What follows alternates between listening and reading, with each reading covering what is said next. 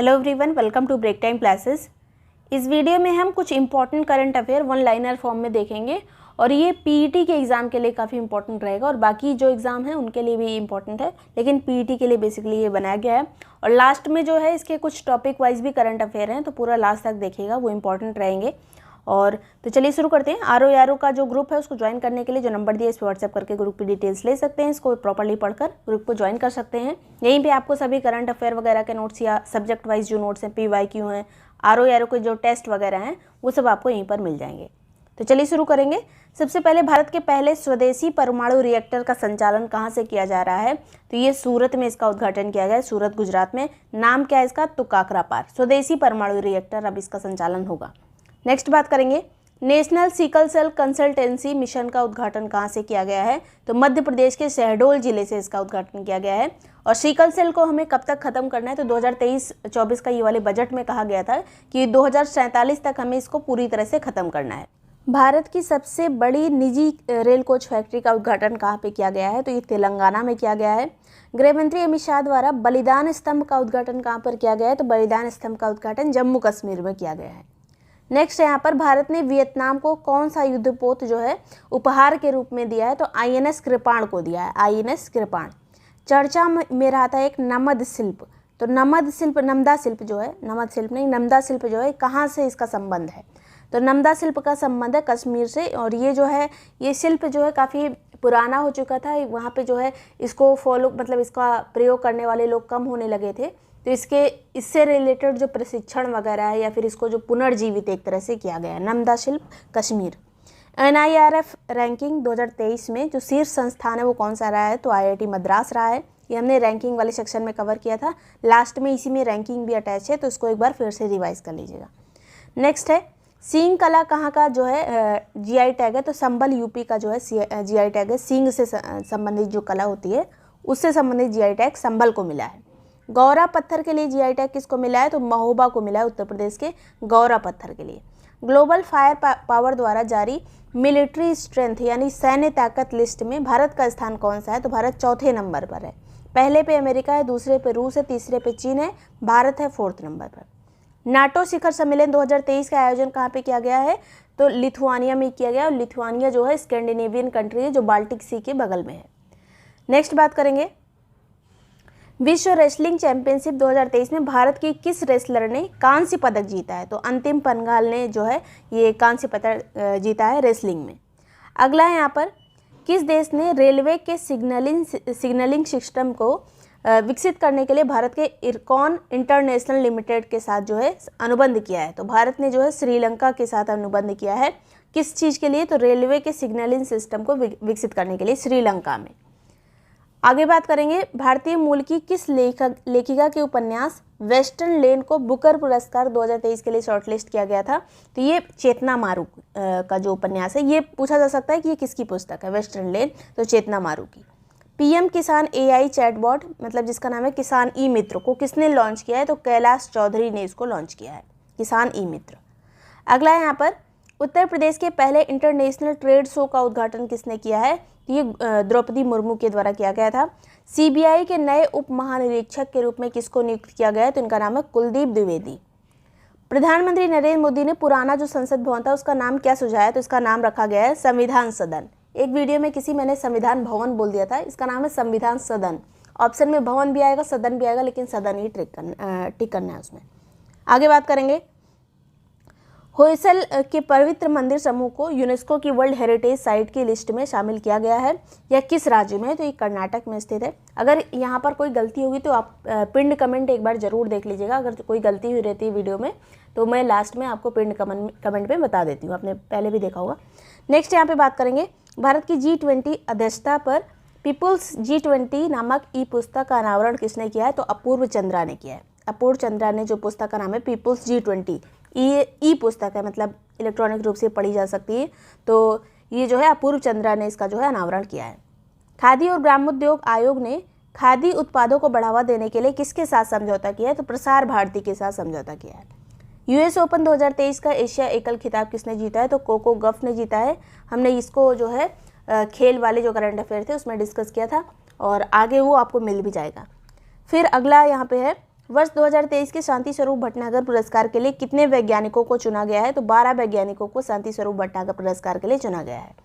आगे बात करेंगे, नई दिल्ली G20 शिखर सम्मेलन के दौरान किस संघ को स्थायी रूप से शामिल कर लिया गया था G20 में? तो अफ्रीकन यूनियन को इसमें शामिल कर लिया गया है। आगे बात करेंगे, एशियाई तटरक्षक एजेंसियों के प्रमुखों की बैठक कहाँ पर आयोजित की गई? तो इस्तांबुल में आयोजित की गई है। इस्तांबुल कहाँ पर है? तो टर्की में है। नई दिल्ली G20 शिखर सम्मेलन के दौरान भारत ने G20 की अध्यक्षता किसको सौंपी है? तो ब्राजील को सौंपी है। और भारत से पहले इंडोनेशिया के पास थी G20 की अध्यक्षता, उसके बाद भारत के पास आई, अब ब्राज़ील के पास मतलब जाएगी। तो इसको ट्रायोका कहा जाता है, इंडोनेशिया, भारत, ब्राज़ील, ट्रायोका। आगे बात करेंगे, मदन लाल रैगर को किस देश में भारत के नए राजदूत के रूप में नियुक्त किया गया है? तो कांगो गणराज्य में किया गया है। प्रतिवर्ष राष्ट्रीय हिंदी दिवस किस दिन मनाया जाता है? राष्ट्रीय हिंदी दिवस की यहाँ पर बात की जा रही है, तो 14 सितंबर को मनाया जाता है।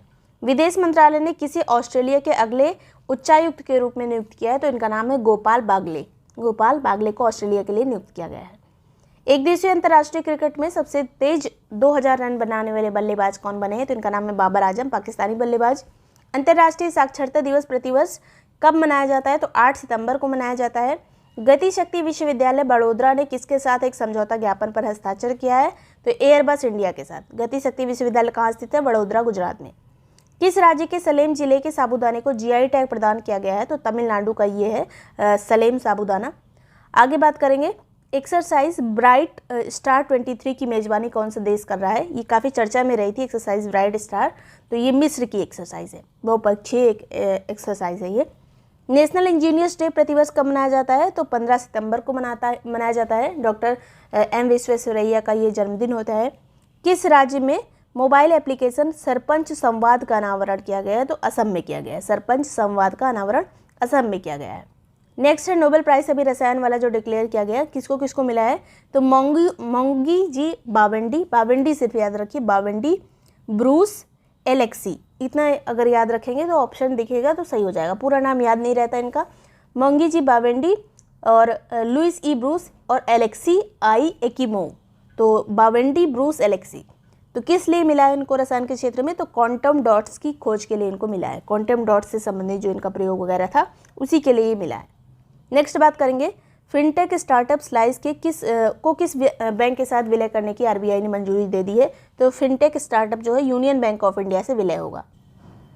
नेक्स्ट है यहाँ पर एशियन गेम्स में मतलब एशियन गेम्स का टोटल मतलब अभी तक के इतिहास में जेवलिन थ्रो में स्वर्ण पदक जीतने वाली पहली भारतीय महिला एथलीट कौन बनी है? महिलाओं की बात की जा रही तो अन्नू रानी बनी है।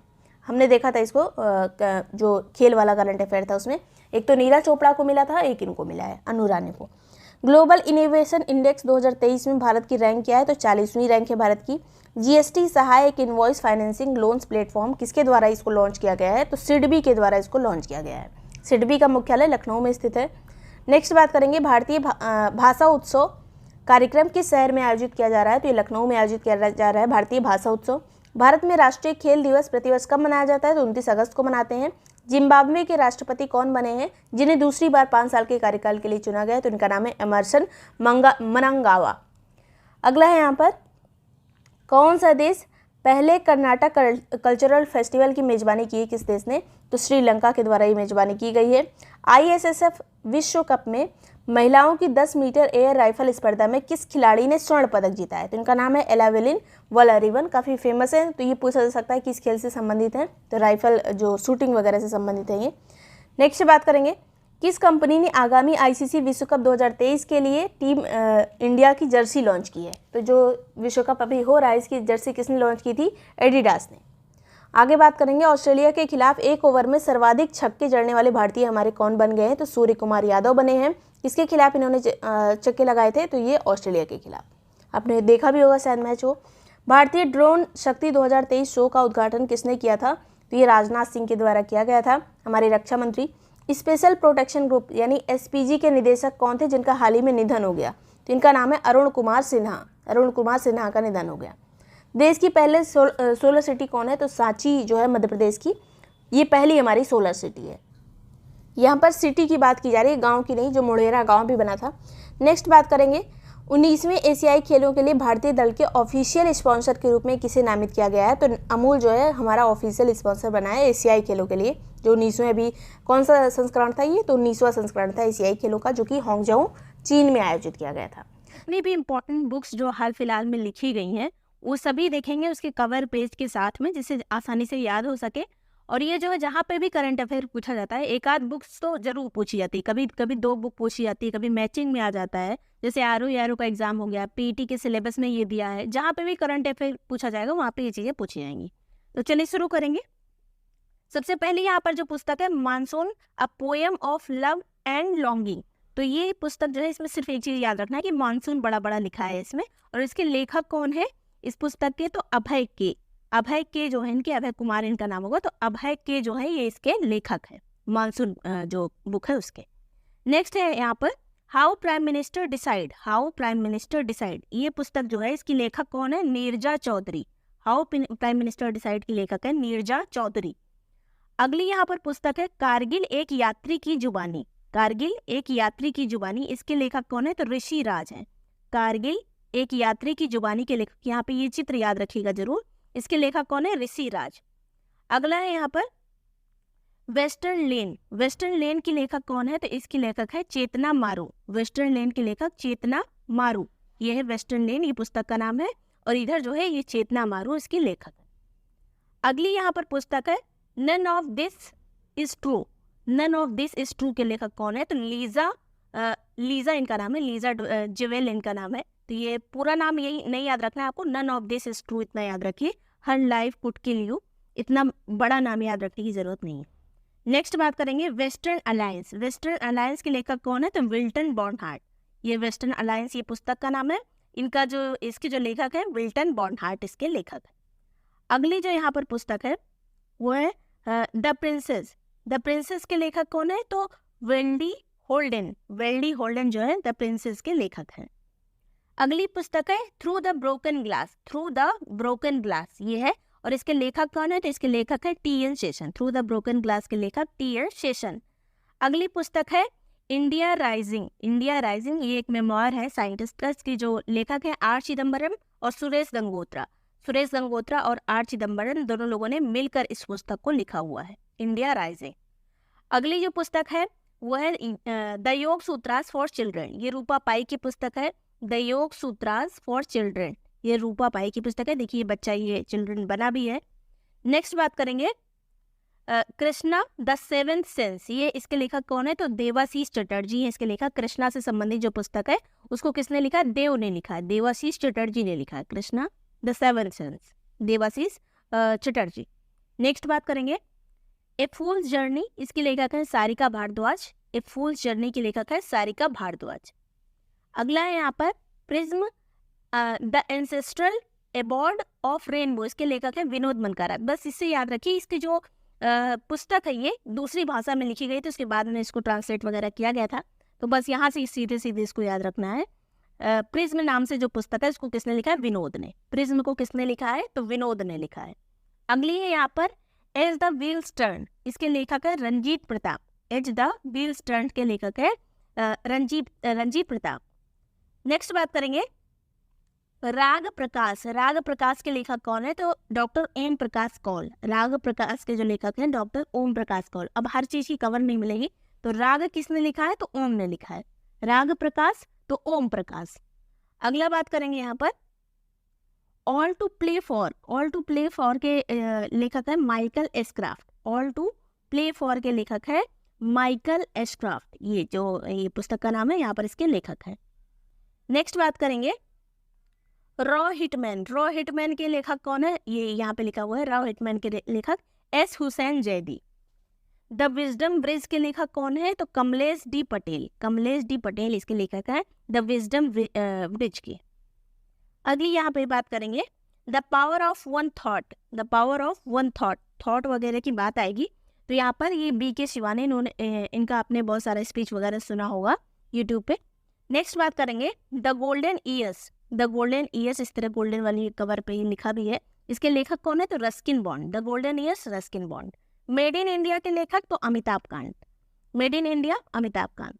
नेक्स्ट बात करेंगे रिफ्लेक्शन के लेखक कौन है? तो रिफ्लेक्शन के लेखक है नारायण बाघुल। नारायण बाघुल इसके लेखक है रिफ्लेक्शंस के। अगला यहाँ पे बात करेंगे स्मोक एंड एसेस, इसके लेखक कौन है? स्मोक एंड एसेस के लेखक अमिताभ घोष।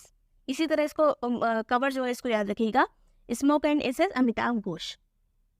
अगला है यहाँ पर टाइम शेल्टर। टाइम शेल्टर्स के लेखक कौन है? तो जॉर्जी गोस्पुडिनो, यहाँ पे नाम लिखा है, इसको प्रोनाउंस अपने हिसाब से कर लीजिएगा। नेक्स्ट बात करेंगे जंगल गाथा। जंगल गाथा, यहाँ पे जंगल बना हुआ है, जंगल गाथा ये लिखा हुआ है, इसके लेखक है लोक बाबू। जंगल गाथा लोक बाबू। नेक्स्ट बात करेंगे द फेरीमैन। द फेरीमैन के लेखक कौन है? तो Justin Cronin. Justin Cronin, the ferryman Justin Cronin. Meet me at the lake. Meet me at the lake, ये लेक बनी हुई है, इसके लेखक है कार्ली फॉर्च्यून। कार्ली फॉर्च्यून। अगली यहाँ पर जो पुस्तक है वो है फोर्थ विंग। फोर्थ विंग के लेखक कौन है? ये फोर्थ विंग लिखा हुआ है रेबेका यारोस। रेबेका यारोस इसके लेखक है फोर्थ विंग के। अगला यहाँ पर आफ्टरनून के लेखक कौन है? तो निधि डालमिया है आफ्टरनून की लेखक। आफ्टरनून मतलब निधि डालमिया। नेक्स्ट है यहाँ पर द गोल्ड कलेक्शन। इसके लेखक को अभी एक और गोल्ड से नाम से पुस्तक आई थी, तो उसके भी लेखक रस्किन बॉन्ड थे, इसके भी लेखक जो है रस्किन बॉन्ड है। नेक्स्ट बात करेंगे up to speed. Up to speed के लेखक है क्रिस्टीन यू। यहाँ पे पूरा नाम एक बार देख लीजिए, the ground breaking science of women athlete. Christine Yu ने इसको लिखा है। द 7 ईयर स्लीप, इसके लेखक कौन है? तो इसके लेखक द 7 ईयर स्लीप के लेखक है एस्ले पोस्टोन। एस्ले पोस्टोन, ये नाम भी ऊपर इनका लिखा हुआ है, एस्ले पोस्टोन। और यहाँ पे फिर से एक बार देख लीजिए, अप टू सीड के लेखक कौन है? Christine Yu. Up to speed Christine Yu. अगली पुस्तक है जीरो डेज। ये जीरो डेज के लेखक कौन है? तो रूथ वेयर है। रूथ वेयर, कवर देख लीजिए, रूथ वेयर जो है किसके लेखक है? जीरो डेज के। अगला है the first bright thing. The first bright thing के लेखक है J.R. डाउसन। J.R. डाउसन, नीचे छोटा सा इनका नाम भी लिखा हुआ है, J.R. डाउसन। नेक्स्ट बात करेंगे a matter of the heart. A matter of the heart का लेखक कौन है? तो Anurag Behar. Anurag Behar, education in India पे, एजुकेशन पर लिखी गई पुस्तक है the matter of heart, Anurag Behar की पुस्तक। फिर है snakes in the Ganga, breaking India 2.0। तो ये इसके लेखक कौन है? तो राजीव मल्होत्रा और विजय विश्वनाथन। राजीव मल्होत्रा और विजय विश्वनाथन की पुस्तक की इसकी कवर है, राजीव मल्होत्रा और विजय विश्वनाथन। अगला यहाँ पे बात करेंगे as good as my word. As good as my word के लेखक कौन है? तो KM चंद्रशेखर। KM चंद्रशेखर इसके लेखक हैं as good as my word. Wanderers king merchant, a story of India through its languages, इसके लेखक कौन है? तो ये वंडर्स वगैरह, यहाँ पे कई सारे मर्चेंट्स वगैरह बने हुए नीचे चित्र में। इसकी लेखक है डॉक्टर पैगी मोहन। पैगी मोहन इसके लेखक है। वंडर्स की बात आए, किंग की बात आए, मर्चेंट की बात आए, तो पैक करके सब पैगी मोहन के साथ चल दो। नेक्स्ट बात करेंगे पागल खाना। पागल खाना पागलों को कौन सही करेगा? जिसके पास ज्ञान होगा। तो पागल खाना के लेखक ज्ञान चतुर्वेदी। अगला है यहाँ पर सूर्यवंशम।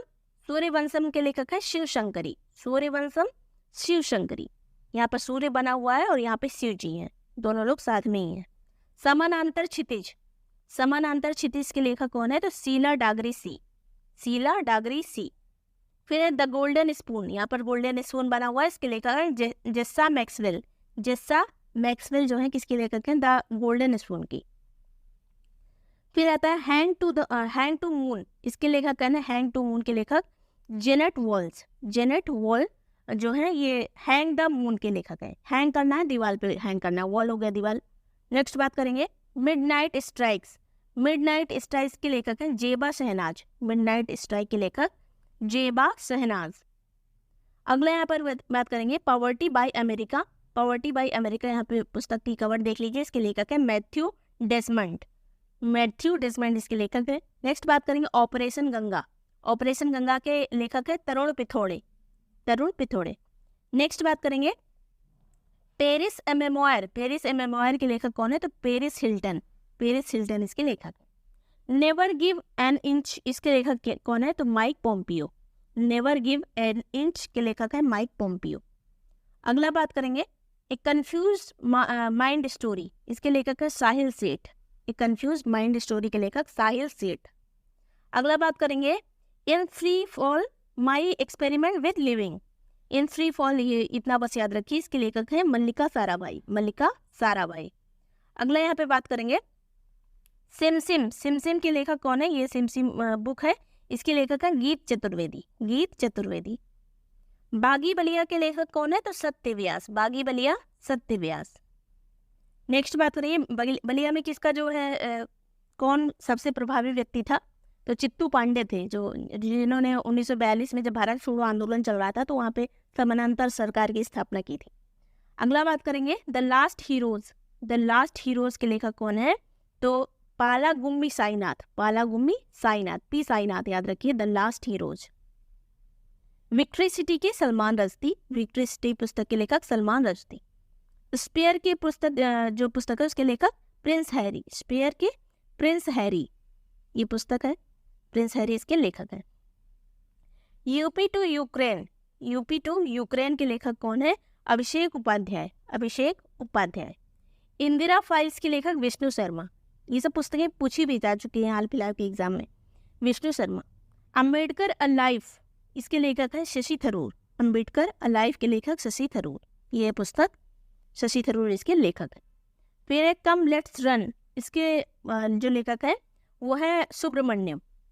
सुब्रमण्यम, मिस्टर सुब्रमण्यम ये लिखा हुआ है। फिर आगे बात करेंगे the light we carry. The light we carry overcoming in uncertain time. इसकी लेखक है मिशेल ओबामा। बराक ओबामा की वाइफ मिशेल ओबामा इसकी लेखक।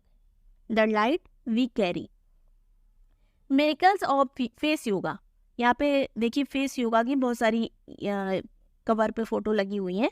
इसकी लेखक है मानसी गुलाटी। मानसी गुलाटी। नेक्स्ट बात करेंगे brave hearts of Bharat. Brave hearts of Bharat इसके लेखक है विक्रम संपत। पुस्तक ये है ब्रेव हार्ट्स ऑफ भारत, इसके लेखक है विक्रम संपत। अगली जो पुस्तक है the monk who transformed Uttar प्रदेश, ये योगी आदित्यनाथ पर आधारित ये पुस्तक है। इसको लिखा है शांतनु गुप्ता ने। Shantanu Gupta. The monk who transformed Uttar Pradesh. Pride prejudice and punditry इसके लेखक है शशि थरूर। यहाँ पे ये पुस्तक देख लीजिए, ये पुस्तक का नाम है और इधर शशि थरूर जो है इसके लेखक हैं। प्राइड से याद रखिए किसकी पुस्तक है? शशि थरूर की। The Midway battle. The Midway battle किसकी पुस्तक है? तो गौतम चिंतामणि की। द मिडवे बैटल ये पुस्तक है, इसके लेखक हैं गौतम चिंतामणि। अगला है द पैराडाइज ऑफ फूड, इसके लेखक है Khalid Javed. The paradise of food के लेखक है खालिद जावेद, ये पुस्तक है, ये लेखक का नाम है खालिद जावेद। अगला है यहाँ पर all the lives we never lived, इसकी लेखक है Anuradha Roy. All the lives we never lived, ये देखिए ये लेखक का नाम है अनुराधा रॉय और ये पुस्तक का नाम है all the lives we never lived. तो ये इतनी पुस्तकें जो है यहीं से क्वेश्चन आपको मिल सकते हैं एग्जाम में। पहले एम एस स्वामीनाथन जी का भी निधन हो गया है, तो ये एक बहुत बड़ी क्षति है भारत के लिए। हालांकि वो 98 वर्ष के हो गए थे। तो भारत में हरित क्रांति के जनक इनको कहा जाता है। विश्व में हरित क्रांति के जनक जो है नॉर्मल जो ई बोर्ड लोग थे, लेकिन जो भारत में जिन्होंने हरित क्रांति को फैलाया था वो स्वामीनाथन थे। और पीईटी के सिलेबस में भी ये टॉपिक दिया हुआ है हरित क्रांति, तो उसको अच्छे से ये चीज़ ज़रूर कवर कर लीजिएगा क्योंकि यहाँ से क्वेश्चन पूछा जा सकता है। हरित क्रांति की भारत में शुरुआत कब हुई थी? तो 1967-68 में इसकी शुरुआत हुई थी। अब एक चीज़ कंफ्यूज करने के लिए पूछा जा सकता है कि नोबेल प्राइज़ मिला था नॉर्मन ई बोरलॉग को, जो कि शांति के क्षेत्र में मिला था, कृषि के क्षेत्र में नहीं मिला था। कृषि जो है शांति के अंतर्गत ही उसको कंसीडर कर लिया जाता है, कोई अलग से कृषि के क्षेत्र में पुरस्कार नहीं होता है। एम एस स्वामीनाथन को नोबेल प्राइज़ नहीं मिला था, ये चीज़ याद रखिएगा, कन्फ्यूज़न होता है इसमें। नेक्स्ट यहाँ पर पहला जो हमारा किसान आयोग बना था सन 2004 में, उसके ये अध्यक्ष भी थे एम एस स्वामीनाथन। इसके अलावा इन्होंने ही कहा था, इसी किसान आयोग के तहत जो इन्होंने अपनी रिपोर्ट सौंपी थी उसमें कहा था कि जो एमएसपी है, एमएसपी की दर को जो टोटल किसानों की लागत लगती है उस लागत मूल्य का कम से कम 50% से ज़्यादा ही होना चाहिए। मतलब जो उनकी लागत लग रही है उससे ज़्यादा जो है 50% और उनको मिलना चाहिए, इतना एमएसपी होना चाहिए। इसकी सिफारिश की थी इन्होंने। इसके अलावा पहला विश्व खाद्य पुरस्कार भी इनको मिला था। नेक्स्ट बात करेंगे ग्लोबल इनोवेशन इंडेक्स आया है, काफ़ी इंपॉर्टेंट इंडेक्स है, नया भी रिसेंट में, लेकिन फिर भी रैंक वही है अभी इंडिया की 40वीं। 132 देशों में भारत की रैंक है 40। वीपो के द्वारा ये जारी किया जाता है, वर्ल्ड जो इंटेलेक्चुअल प्रॉपर्टी ऑर्गेनाइजेशन है उसके द्वारा। 1967 में इसकी स्थापना हुई थी। इस इंडेक्स की मुख्यालय इसका जिनेवा स्विट्जरलैंड में है। पहले नंबर पर स्विट्जरलैंड है जहाँ का ये मुख्यालय, जहाँ पर वही ये पहले नंबर पर है। सेकेंड पे स्वीडन, थर्ड पे यूएसए, फोर्थ पे यूके, फिर सिंगापुर। कभी कभी यूपी पीसीएस या फिर आरओ या एआरओ में जो है पहले के 3 पूछ लेते हैं, इनको अरेंज करिए।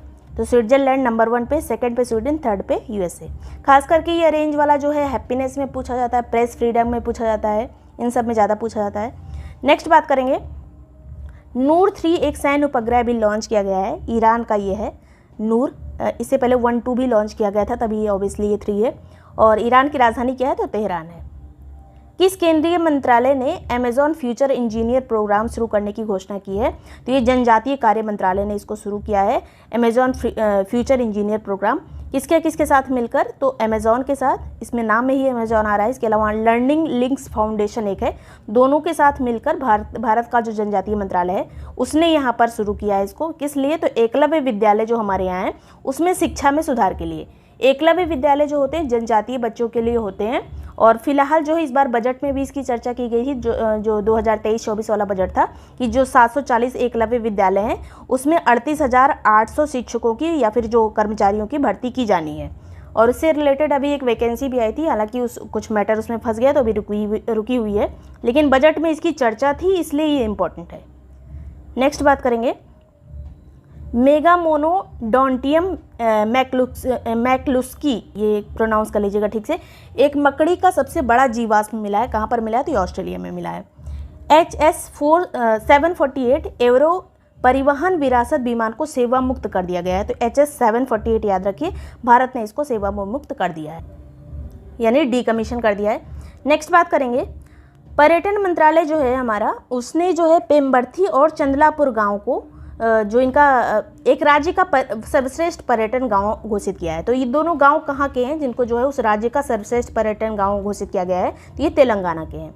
अब ज़्यादा ये चीज़ इंपॉर्टेंट नहीं है, ये दोनों चर्चा में ज़्यादा रहे थे इसलिए पूछा जा सकता है। बाकी विश्व पर्यटन दिवस 27 सितंबर को मनाया जाता है। इस बार की थीम 2023 की थी पर्यटन और हरित निवेश, पर्यटन और हरित निवेश।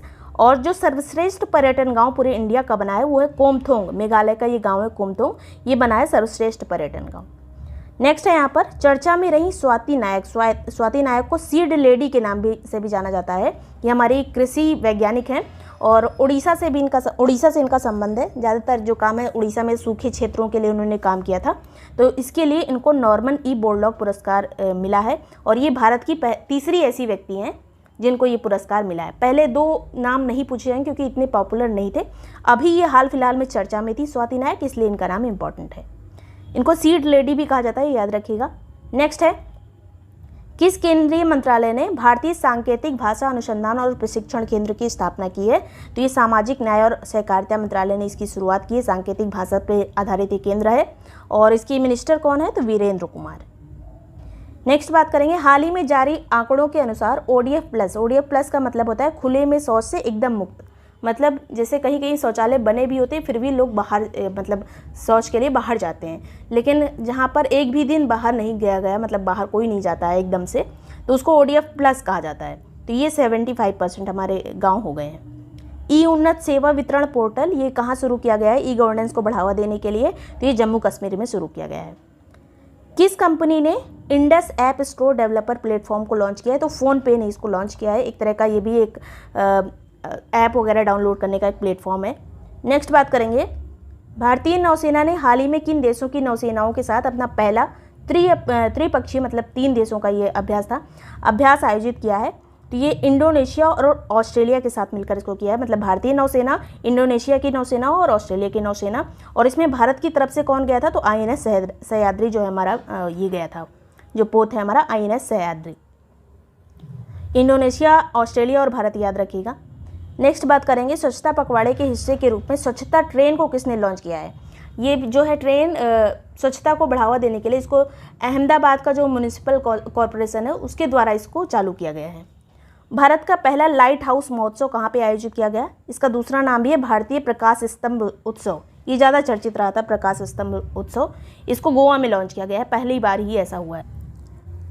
किस देश की अंतरिक्ष एजेंसी ने ओरिसिस रेक्स अंतरिक्ष यान लॉन्च किया था, तो ये नासा ने लॉन्च किया था। अमेरिका की जो स्पेस एजेंसी है नासा, उसने लॉन्च किया था। और ये किसके अध्ययन के लिए था, तो बेन्नू जो क्षुद्र ग्रह है बेन्नू, उसमें जो धूल के कण होते हैं उसके अध्ययन के लिए, उसके नमूनों को लेकर ये वापस आ रहा है। इसको लॉन्च 2016 में ही किया गया था, अब ये पृथ्वी पर वापस आया।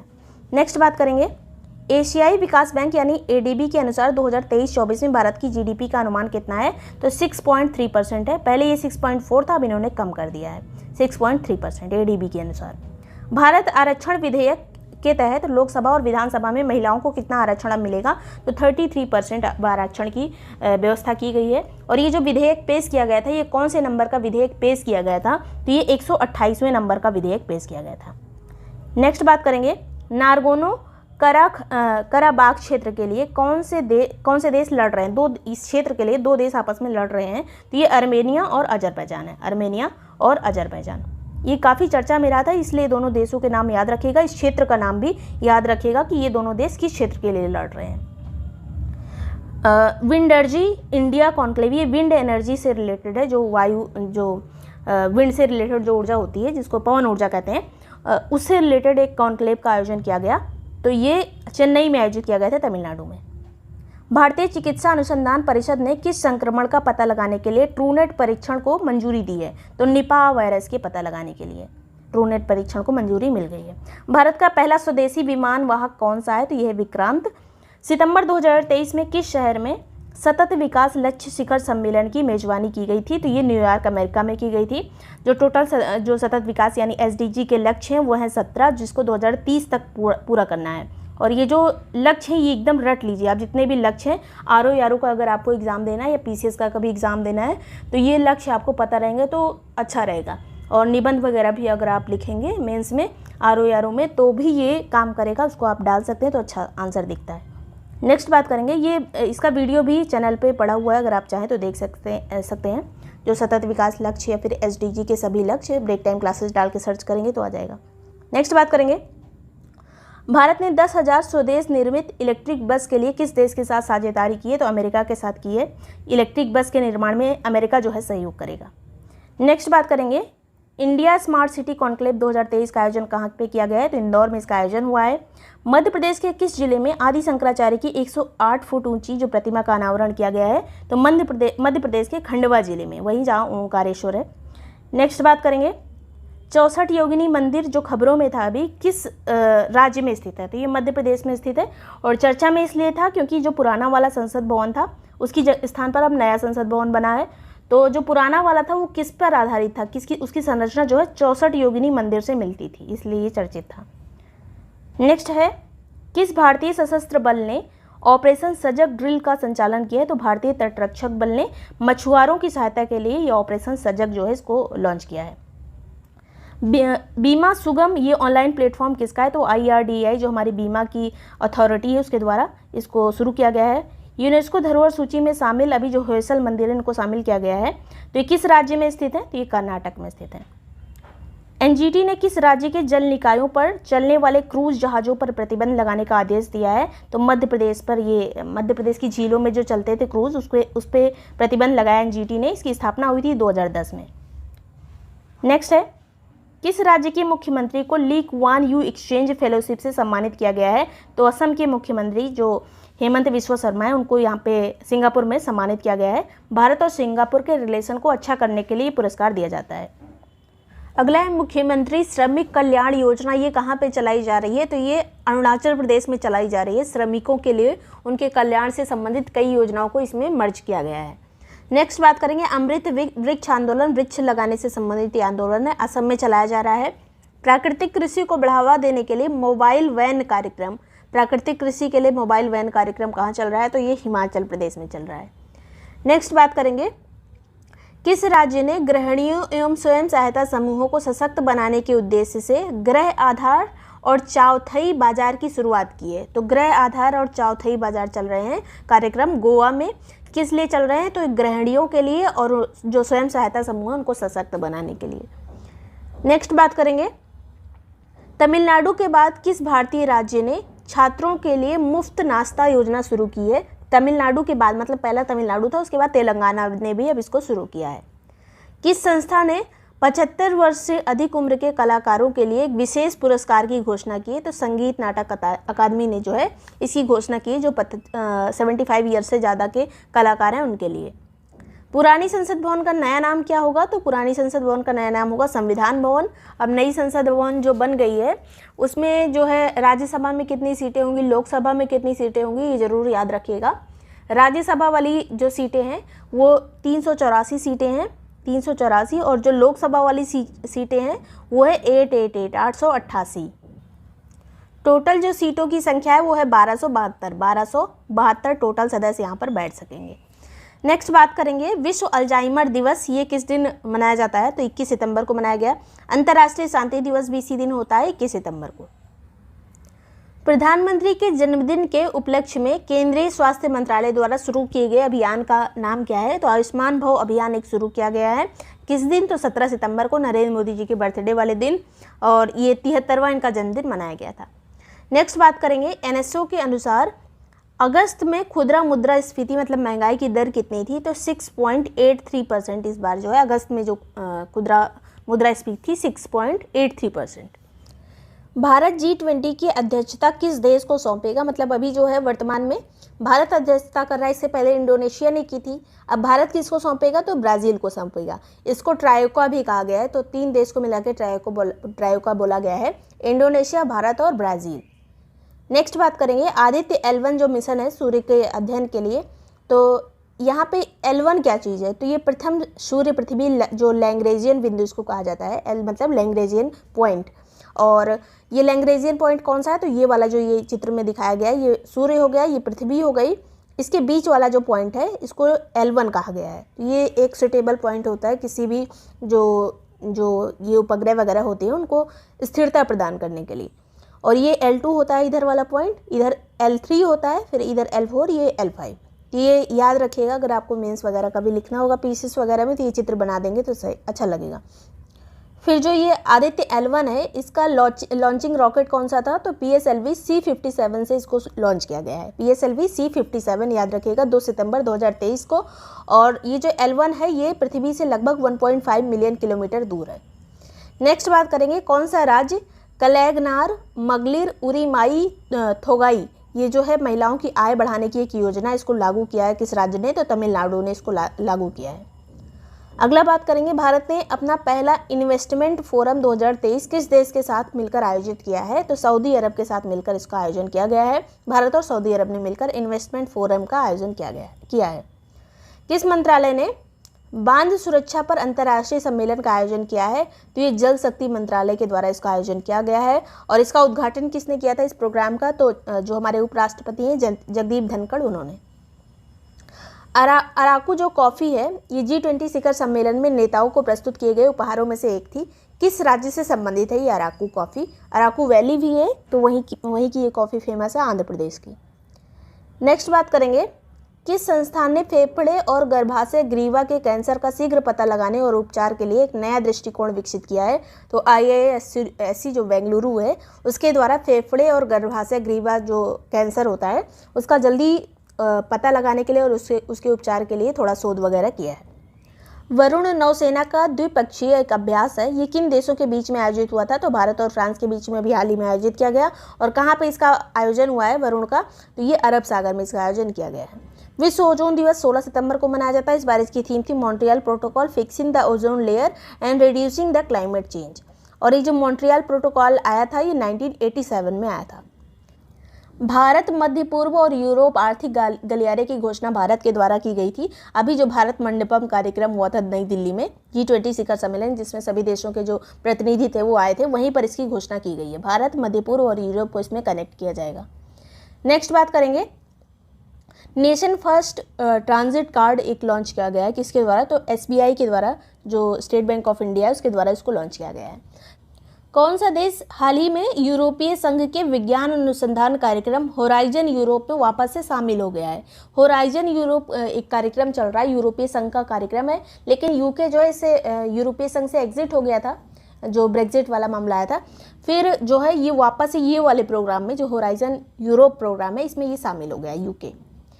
नेक्स्ट बात करेंगे इंजीनियर दिवस किस दिन मनाया जाता है? तो 15 सितंबर को मनाया जाता है। किसके जन्मदिन पर? तो सर M विश्वेश्वरैया के जन्मदिन पर इसको मनाते हैं। नंदिनी कृषक समृद्धि योजना ये उत्तर प्रदेश में चलाई जा रही मोस्ट इंपॉर्टेंट योजना रहेगी। और इसमें जो है किसानों की आय बढ़ाने से संबंधित पशुपालन के द्वारा आय बढ़ाने से संबंधित इसमें जो है बात की गई है। नेक्स्ट बात करेंगे, स्वच्छ वायु सर्वेक्षण 2023 में शीर्ष शहर कौन सा रहा था? तो इंदौर रहा था। सेकंड नंबर पे आगरा है, थर्ड पे ठाणे है जो कि महाराष्ट्र का शहर है। तो यहाँ पे शहर की बात की जा रही है वायु सर्वेक्षण की, तो नंबर 1 पर इंदौर इसमें भी है, आगरा सेकंड। अगला है विश्व नारियल दिवस किस दिन मनाते हैं? तो 2 सितंबर को मनाया जाता है। और नारियल के उत्पादन में पहला देश कौन सा? इंडोनेशिया, और इंडिया का नंबर है सेकंड, पहले नंबर पर इंडोनेशिया। 65 जो रेमन मैग्सेसे अवार्ड है, रेमन मैग्सेसे अवार्ड को एशियाई नोबल भी कहा जाता है। ये किसको दिया गया है? तो रवि कनन जो है, ये इंडिया से संबंधित है, इनको दिया गया है। टोटल 4 लोगों को दिया गया है, उनमें से इंडियन जो है रवि कनन है। और किसके द्वारा ये दिया जाता है, किस देश के द्वारा? तो फिलीपींस के द्वारा ये अवार्ड दिया जाता है। अगला बात करेंगे, रेलवे बोर्ड की पहली महिला CEO कौन बनी है? इनका नाम है जया वर्मा। और रेलवे बोर्ड की स्थापना हुई थी 1905 में, और तब से ये पहली बार जो है कोई महिला यहाँ पे CEO बनी है। 6th पोषण माह जो है ये कब मनाया गया? तो ये 1 से 30 सितंबर, मतलब पूरे सितंबर महीने को पोषण माह घोषित किया गया है। थीम इसका था सुपोषित भारत, साक्षर भारत, सशक्त भारत। सुपोषित भारत, साक्षर भारत, सशक्त भारत, और ये पोषण माह 6वें नंबर का है। नेक्स्ट बात करेंगे, RK षणमुखम शेट्टी जो कि स्वतंत्र भारत के पहले वित्त मंत्री थे। इनकी प्रतिमा का भी अनावरण किया गया है पीयूष गोयल जी के द्वारा। कहाँ पे किया गया है? तो कोयम्बटूर में ये अनावरण किया गया है। यहाँ का एक एसोसिएशन है जिसका नाम है साउथ इंडिया मिल एसोसिएशन, वहीं पे ये जो प्रतिमा है वो लगेगी RK षणमुखम शेट्टी की। नेक्स्ट बात करेंगे, प्रोजेक्ट फॉल्कन को भी लॉन्च किया गया है, किसके द्वारा? तो NPCI के द्वारा, national payment corporation of India, जो ऑनलाइन ट्रांजैक्शन के लिए ये जो अथॉरिटी है NPCI, इसके द्वारा इसको लॉन्च किया गया है, falcon programme.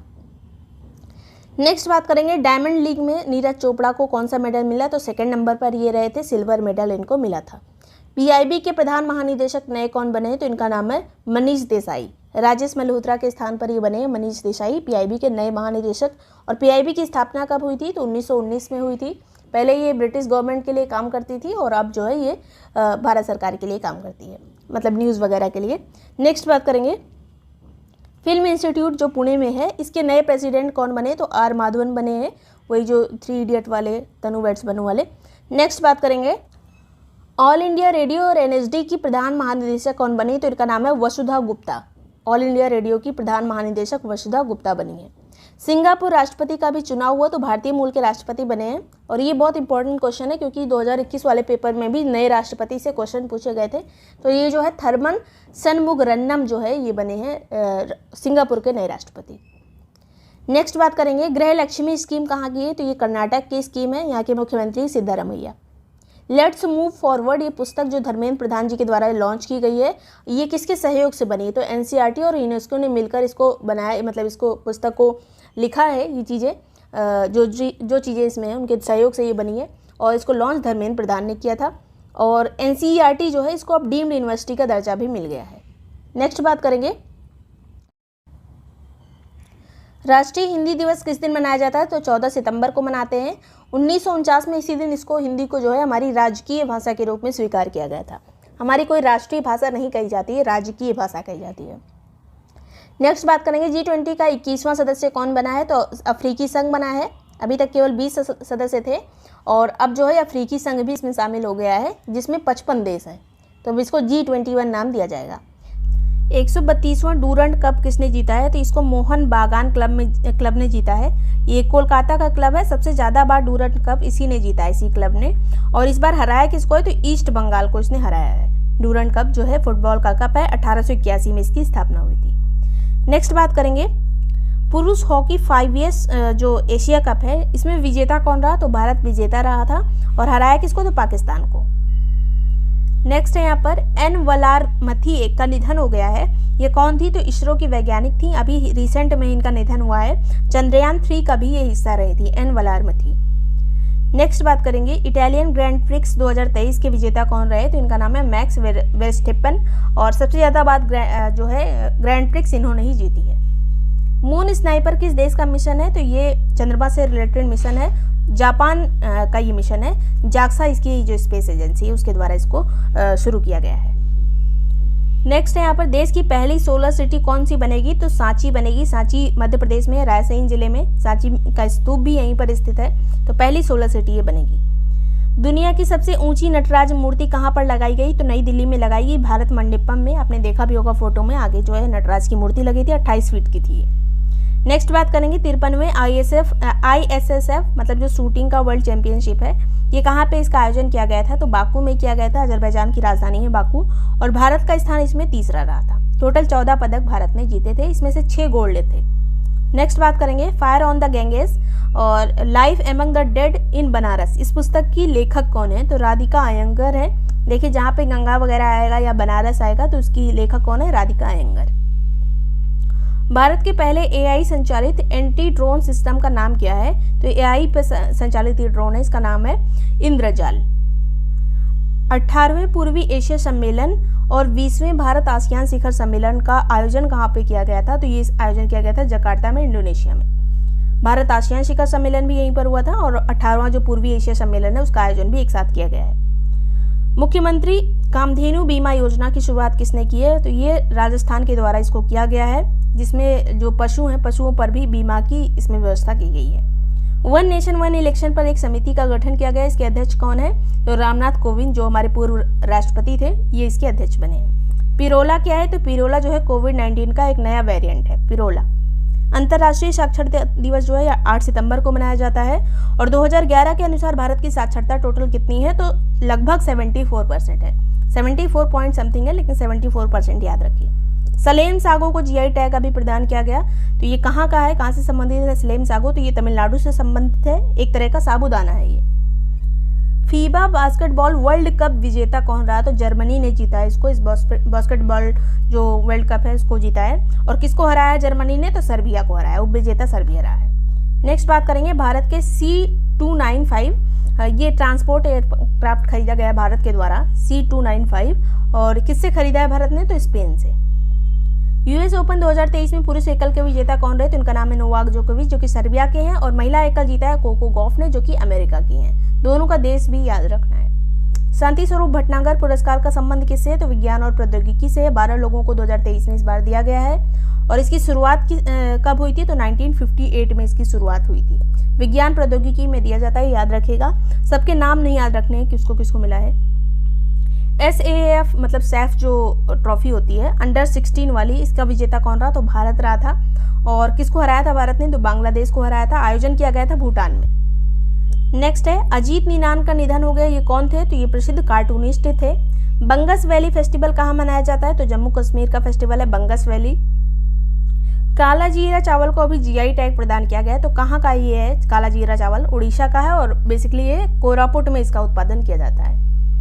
Badminton Indonesia masters super 100 का खिताब किसने जीता है? तो किरण जॉर्ज ने जीता है इंडोनेशिया मास्टर्स का खिताब। डॉक्टर AM गोखले पुरस्कार किस क्षेत्र में दिया जाता है? तो चिकित्सा के क्षेत्र में दिया जाता है। इस बार मिला है डॉक्टर संजय कुमार मिश्रा को, डॉक्टर संजय कुमार मिश्रा। मॉक्सी एक तरह के डिवाइस है, इसका प्रयोग किया गया अभी मंगल ग्रह पर। किस लिए प्रयोग हुआ? तो यहाँ पे कार्बन डाइऑक्साइड जनरेट करने के लिए इसको यूज़ किया गया है मॉक्सी को। और ये किसका जो है, किसने इसको यूज़ किया है? तो नासा के द्वारा इसका यूज़ किया गया है, जो कि अमेरिका की स्पेस एजेंसी है। डेनियल तूफान हाल ही में आया था जिसमें काफ़ी ज़्यादा बाढ़ वगैरह देखने को मिली थी। तो अफ्रीका का जो उत्तरी देश है एक लीबिया, वहाँ पर काफ़ी बाढ़ आई थी डेनियल की वजह से। तो ये जो है लीबिया की राजधानी क्या है? त्रिपोली। विशेष सत्र अभी आयोजित किया गया था सितंबर महीने में ही। तो विशेष सत्र जो है किस आर्टिकल के अंतर्गत आता है? तो 85A के अंतर्गत आता है, 85 के क्लॉज 1 के अंतर्गत। अंतर्राष्ट्रीय लोकतंत्र दिवस 15 सितंबर को मनाया जाता है। एशियन गेम्स की बात करेंगे। एशियन गेम्स से क्वेश्चन काफ़ी पूछे जा सकते हैं, 1-2 क्वेश्चन तो जरूर इसमें से आएगा क्योंकि ये लेटेस्ट में हुआ है और 4 साल के बाद होता है, तो यहाँ से क्वेश्चन पूछे जाने की संभावना ज़्यादा रहती है। और इसकी शुरुआत कब हुई थी? तो एशियन गेम्स की पहले कुछ स्टार्टिंग की बात कर लेते हैं। तो 1951 में इसकी शुरुआत हुई थी, 1951 में, और नई दिल्ली से ही इसकी शुरुआत हुई थी। ये एशियन गेम्स है, इसमें जो है एशिया के जो कंट्रीज़ होते हैं वो इसमें शामिल होते हैं और इसकी शुरुआत भारत से हुई थी, इसलिए ये इंपॉर्टेंट है। नई दिल्ली में पहला जो है गेम हुआ था ये, और अब तक केवल 2 ही बार इंडिया में ये गेम हुआ है एशियन गेम्स। एक तो 1951 पहला वाला, उसके बाद 1982 में हुआ था। तो 1951, 1982 और इस बार वाला जो 19वां है, ये कौन सा संस्करण है? ये तो 19वां संस्करण है 2023 वाला। इसका आयोजन हांगझोउ चाइना में इसका आयोजन किया गया। चीन में इसका आयोजन हुआ है। टोटल 3 बार चीन में आयोजन हो चुका है, इंडिया में 2 ही बार हुआ है। तो ये कहाँ पे हुआ? जगह का नाम याद रखना है, हांगझोउ। और इससे पहले वाला जो 18वां था एशियन गेम्स ये 2018 में हुआ था, जकार्ता इंडोनेशिया में। नेक्स्ट यहाँ पे बात करते हैं 2023 में जो पदक तालिका है उसमें कौन पहले नंबर पे, या फिर कभी कभी जैसे आरओ के एग्जाम में पूछ लिया जाता है कि शीर्ष 5 में कौन शामिल नहीं है या शीर्ष 3 में कौन शामिल नहीं है। तो पहले नंबर पर चाइना है, इसमें 383 पदक है। पदकों की संख्या इतनी इंपॉर्टेंट नहीं है कितने मेडल मिले, बस पहले नंबर पर चाइना है, दूसरे पे जापान है, तीसरे पे कोरिया गणराज्य यानी कोरिया गणराज्य उसको कहते हैं दक्षिण कोरिया को। 2 कोरिया है तो दक्षिण कोरिया जो है साउथ कोरिया, उसको कोरिया गणराज्य भी, कोरिया रिपब्लिक भी कहा जाता है। भारत का नंबर इसमें चौथा है। एशियन गेम्स में भारत का नंबर कौन सा है, तो चौथा नंबर है। 107 पदक, यहाँ पे पदक की संख्या भारत वाली इंपॉर्टेंट है, 107 टोटल मेडल मिले हैं। 5वें नंबर पर उज्बेकिस्तान है भारत के बाद। अभी ये जो पूरा एशियन गेम्स हुआ 2023 वाला, इसका शुभंकर यानी मैस्कॉट क्या था, तो Chen Cong Cong Lian Lian, बस इतना याद रखिए, Chen Cong Cong Lian Lian, ये इसका शुभंकर था, मैस्कॉट था।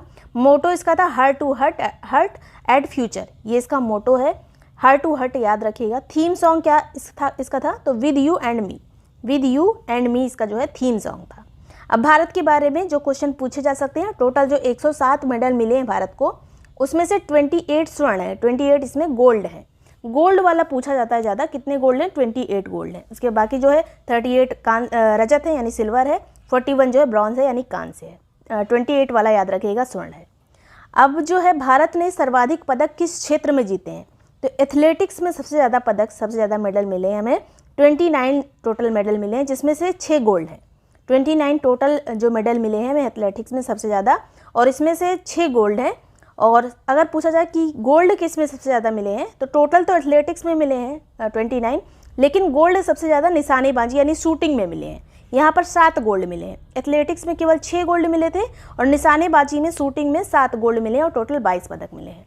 तो ये चीज़ इंपॉर्टेंट है, कभी कभी केवल स्वर्ण वाला पूछ लिया जाता है किस पे सबसे ज़्यादा मिले, और टोटल कभी कभी पूछ लिया जाता है। नेक्स्ट बात करेंगे 2023 में जो नए गेम्स ऐड हुए हैं, ई स्पोर्ट्स और ब्रेक डांसिंग इसमें ऐड हुआ है। इसके अलावा क्रिकेट वगैरह भी इस बार करा गया था, जो वापस से जोड़ लिया गया है, 2018 के में नहीं जोड़ा गया था, फिर से जोड़ लिया गया है। अब यहाँ पर एक चीज़ ये याद रखना है कि भारतीय ध्वजवाहक कौन थे, उद्घाटन समारोह में कौन था और समापन में कौन था। तो 23 सितंबर को इसका आयोजन शुरू हुआ था, उद्घाटन हुआ था। तो इसके जो उद्घाटन समारोह में हमारे ध्वजवाहक थे हरमनप्रीत सिंह और लौलीना बोरगोहेन। हरमनप्रीत सिंह कौन है, तो हमारी जो पुरुष हॉकी टीम है उसके कैप्टन है, और लौलीना कौन है, तो ये मुक्केबाज है हमारे कंट्री की। अब दोनों का नाम यहाँ पर इंपॉर्टेंट है, किस खेल से संबंधित है ये भी इंपॉर्टेंट है। समापन कब हुआ था इसका, तो 8 अक्टूबर को हुआ था, और समापन में जो ध्वजवाहक थे PR श्रीजेश थे भारत की तरफ से। तो PR श्रीजेश जो है फील्ड हॉकी से संबंधित है। तो तीनों नाम यहाँ पर इंपॉर्टेंट है। नेक्स्ट यहाँ पे बात करेंगे, अब यहाँ पे जितने भी एशियन गेम्स हैं, जितना एशियन गेम्स में क्वेश्चन पूछा जा सकता है, सब इसी में क्लियर हो जाएगा आपका 2 पेज में ही। अब ये एथलेटिक्स की बात करें, क्योंकि यहाँ पर सबसे ज़्यादा पदक मिले हैं, 29 मिले, जिसमें 6 स्वर्ण हैं, 14 सिल्वर है, 9 कांस्य है।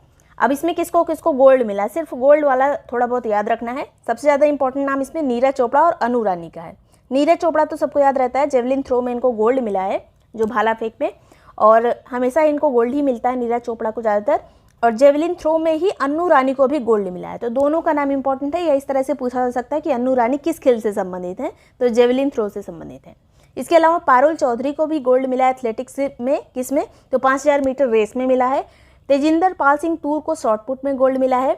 अविनाश मुकुंद सावले को 3000 मीटर स्टीपल चेज में इनको जो है गोल्ड मिला है। इसके अलावा इन्हें 5000 मीटर रेस में सिल्वर भी मिला है। तो अविनाश मुकुंद को गोल्ड भी मिला है और सिल्वर भी मिला है। ये दोनों नाम जरूर याद रखिएगा, नीरज चोपड़ा और अनु रानी को, दोनों को जेवलिन थ्रो में जो है गोल्ड मिला है।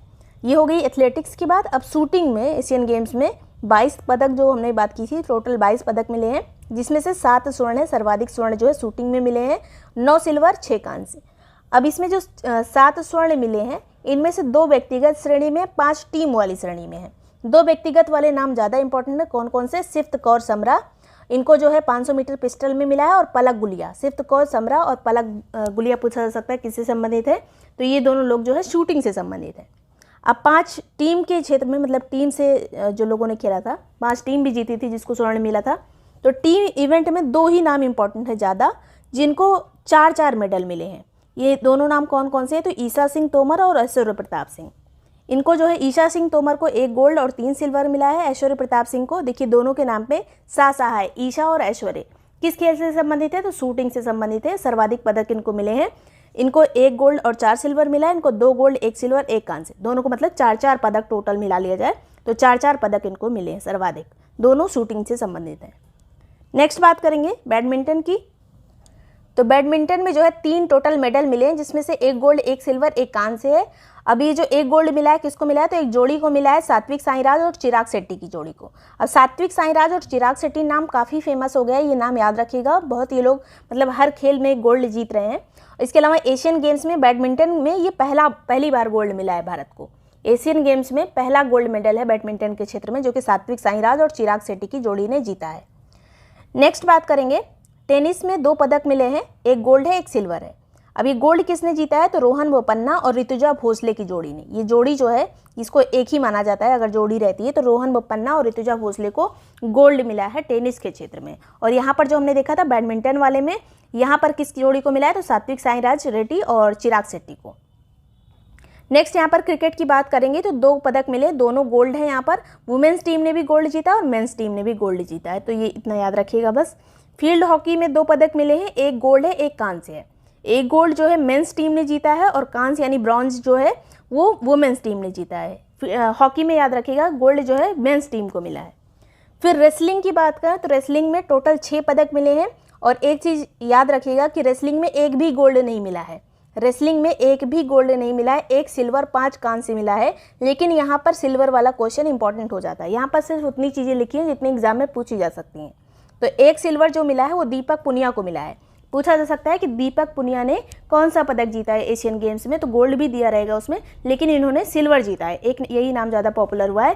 और किस किलोग्राम वर्ग में? तो 86 किलोग्राम वर्ग में। यहाँ पर इनका किलोग्राम वर्ग भी इंपॉर्टेंट है क्योंकि एक ही ये प्रमुख पदक है रेसलिंग में, दीपक पुनिया 86 किलोग्राम वर्ग।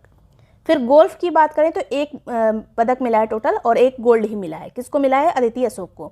अदिति अशोक का नाम काफ़ी समय चर्चा में है और किससे संबंधित ये खिलाड़ी है? तो गोल्फ से संबंधित है। एशियन गेम्स में इन्होंने गोल्ड जीता है, अदिति अशोक। नेक्स्ट बात करेंगे कबड्डी की। तो कबड्डी में टोटल 2 पदक मिले हैं, दोनों गोल्ड हैं। मेंस टीम ने भी गोल्ड जीता है और वुमेन्स टीम ने भी गोल्ड जीता है। तो कबड्डी वाले में भी मेंस और वुमेन दोनों ने गोल्ड जीता है। और हमने देखा था क्रिकेट वाले में भी मेंस और वुमेन दोनों ने गोल्ड जीता था। और हॉकी वाली में हमने देखा था कि मेंस ने गोल्ड जीता था और वुमेन्स ने ब्रॉन्ज यानी कांस्य जीता था। नेक्स्ट बात करेंगे स्क्वैश की। तो स्क्वैश में टोटल 5 पदक मिले हैं, इसमें से 2 गोल्ड 1 सिल्वर 2 कांस्य हैं। टोटल 5 पदक स्क्वैश में जीते गए हैं। अब ये गोल्ड वाला सिर्फ याद रखना है, 2 गोल्ड जो जीता है किसने किसने जीता है? तो मेंस टीम ने जीता है। इस टीम ने टोटल मिला के पाकिस्तान को हराया था, इस टीम ने, मेंस वाली स्क्वैश टीम ने। और इसमें कौन कौन प्रमुख खिलाड़ी थे? तो सौरव घोषाल, महेश मनगांवकर, हरिंदर पाल संधू, अभय सिंह। देखिए अगर कोई भी मैच पाकिस्तान से रहता है तो वो जो है उसके खिलाड़ी काफ़ी इंपॉर्टेंट हो जाते हैं, वो चर्चा में बहुत आ जाते हैं। इसलिए पूछ लिया जाता है एग्जाम में कि ये खिलाड़ी जो है पर्टिकुलर किस खेल से संबंधित है। तो ये चारों नाम याद रखने हैं कि सौरव घोषाल, महेश मंगावकर, हरिंदर पाल संधू और अभय सिंह। अभय सिंह का नाम काफ़ी चर्चा में रहा था क्योंकि बहुत अच्छा प्रदर्शन इन्होंने किया था। तो स्क्वैश से संबंधित ये लोग हैं। उसके बाद मिक्स डबल में ने भी यहाँ पर गोल्ड जीता है। तो मिक्स डबल में कौन कौन है? तो यही वाले हरिंदर पाल संधू हैं और दीपिका पल्लिकल। पूछा जा सकता है दीपिका पल्लिकल किस गेम से संबंधित है? तो स्क्वैश से संबंधित है। और मिक्स डबल में इन्होंने हरिंदर पाल संधू के साथ गोल्ड जीता है। इसके अलावा एक और गेम यहाँ पर इंपॉर्टेंट है, तलवारबाजी। तलवारबाजी में भवानी देवी, इन्होंने ही केवल 1 पदक जीता है, कांस्य पदक जीता है, ब्रॉन्ज मेडल जीता है, लेकिन चर्चा में थी भवानी देवी जो है कांस्य पदक इन्होंने जीता है तलवारबाजी में। तो इतना ही आपको जो है एशियन गेम्स में याद रखना जो एग्जाम में पूछा जा सकता है। अब ग्रैंड स्लैम की बात करते हैं। तो ग्रैंड स्लैम टेनिस से संबंधित गेम होता है और इसमें 4 ग्रैंड स्लैम होते हैं। एक ऑस्ट्रेलियन ओपन होता है, Australian open, French open, Wimbledon और यूएस ओपन। साल में शुरुआत में सबसे पहले ऑस्ट्रेलियन ओपन होता है, फिर फ्रेंच ओपन होता है, फिर विंबलडन और सबसे लास्ट में यूएस ओपन। तो रिसेंट में अभी यूएस ओपन ही हुआ है, इससे ज़्यादा क्वेश्चन पूछे जा सकते हैं। ऑस्ट्रेलियन ओपन की बात करें तो ये हार्ड कोर्ट पे खेला जाता है और लास्ट वाला भी, पहला वाला और लास्ट वाला हार्ड कोर्ट पे खेला जाता है। और फ्रेंच ओपन जो है, ये फ्रेंच ओपन क्ले कोर्ट पे खेला जाता है, यानी जो मिट्टी वाली कोर्ट होती है उस पर खेला जाता है। विंबलडन जो है ये घास पर खेला जाता है। तो ऑस्ट्रेलियन ओपन और यूएस ओपन हार्ड कोर्ट पर याद रखिएगा, बाकी French open clay court, Wimbledon grass court. अब चारों जो होते हैं मेन सिंगल्स और वुमेन सिंगल्स ही पूछे जाते हैं एग्जाम में। तो पहला वाला जो हुआ था ऑस्ट्रेलियन ओपन और दूसरा वाला फ्रेंच ओपन, तीसरा वाला यूएस ओपन। पहले मेंस का यहाँ पर लिखा हुआ है।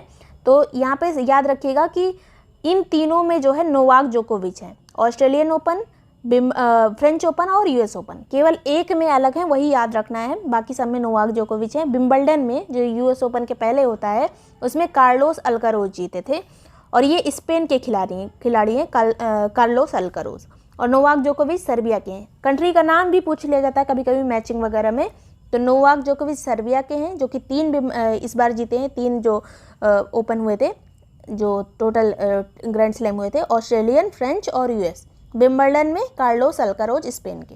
अब यहाँ पे जो उप विजेता हैं उनके भी नाम पूछे जाते हैं, और उप विजेता केवल लेटेस्ट वाले याद रखने हैं। जैसे यूएस ओपन जो लास्ट में हुआ था उसमें नोवाक जोकोविच ने किसको हराया था, तो डेनियल मेदवेदेव को।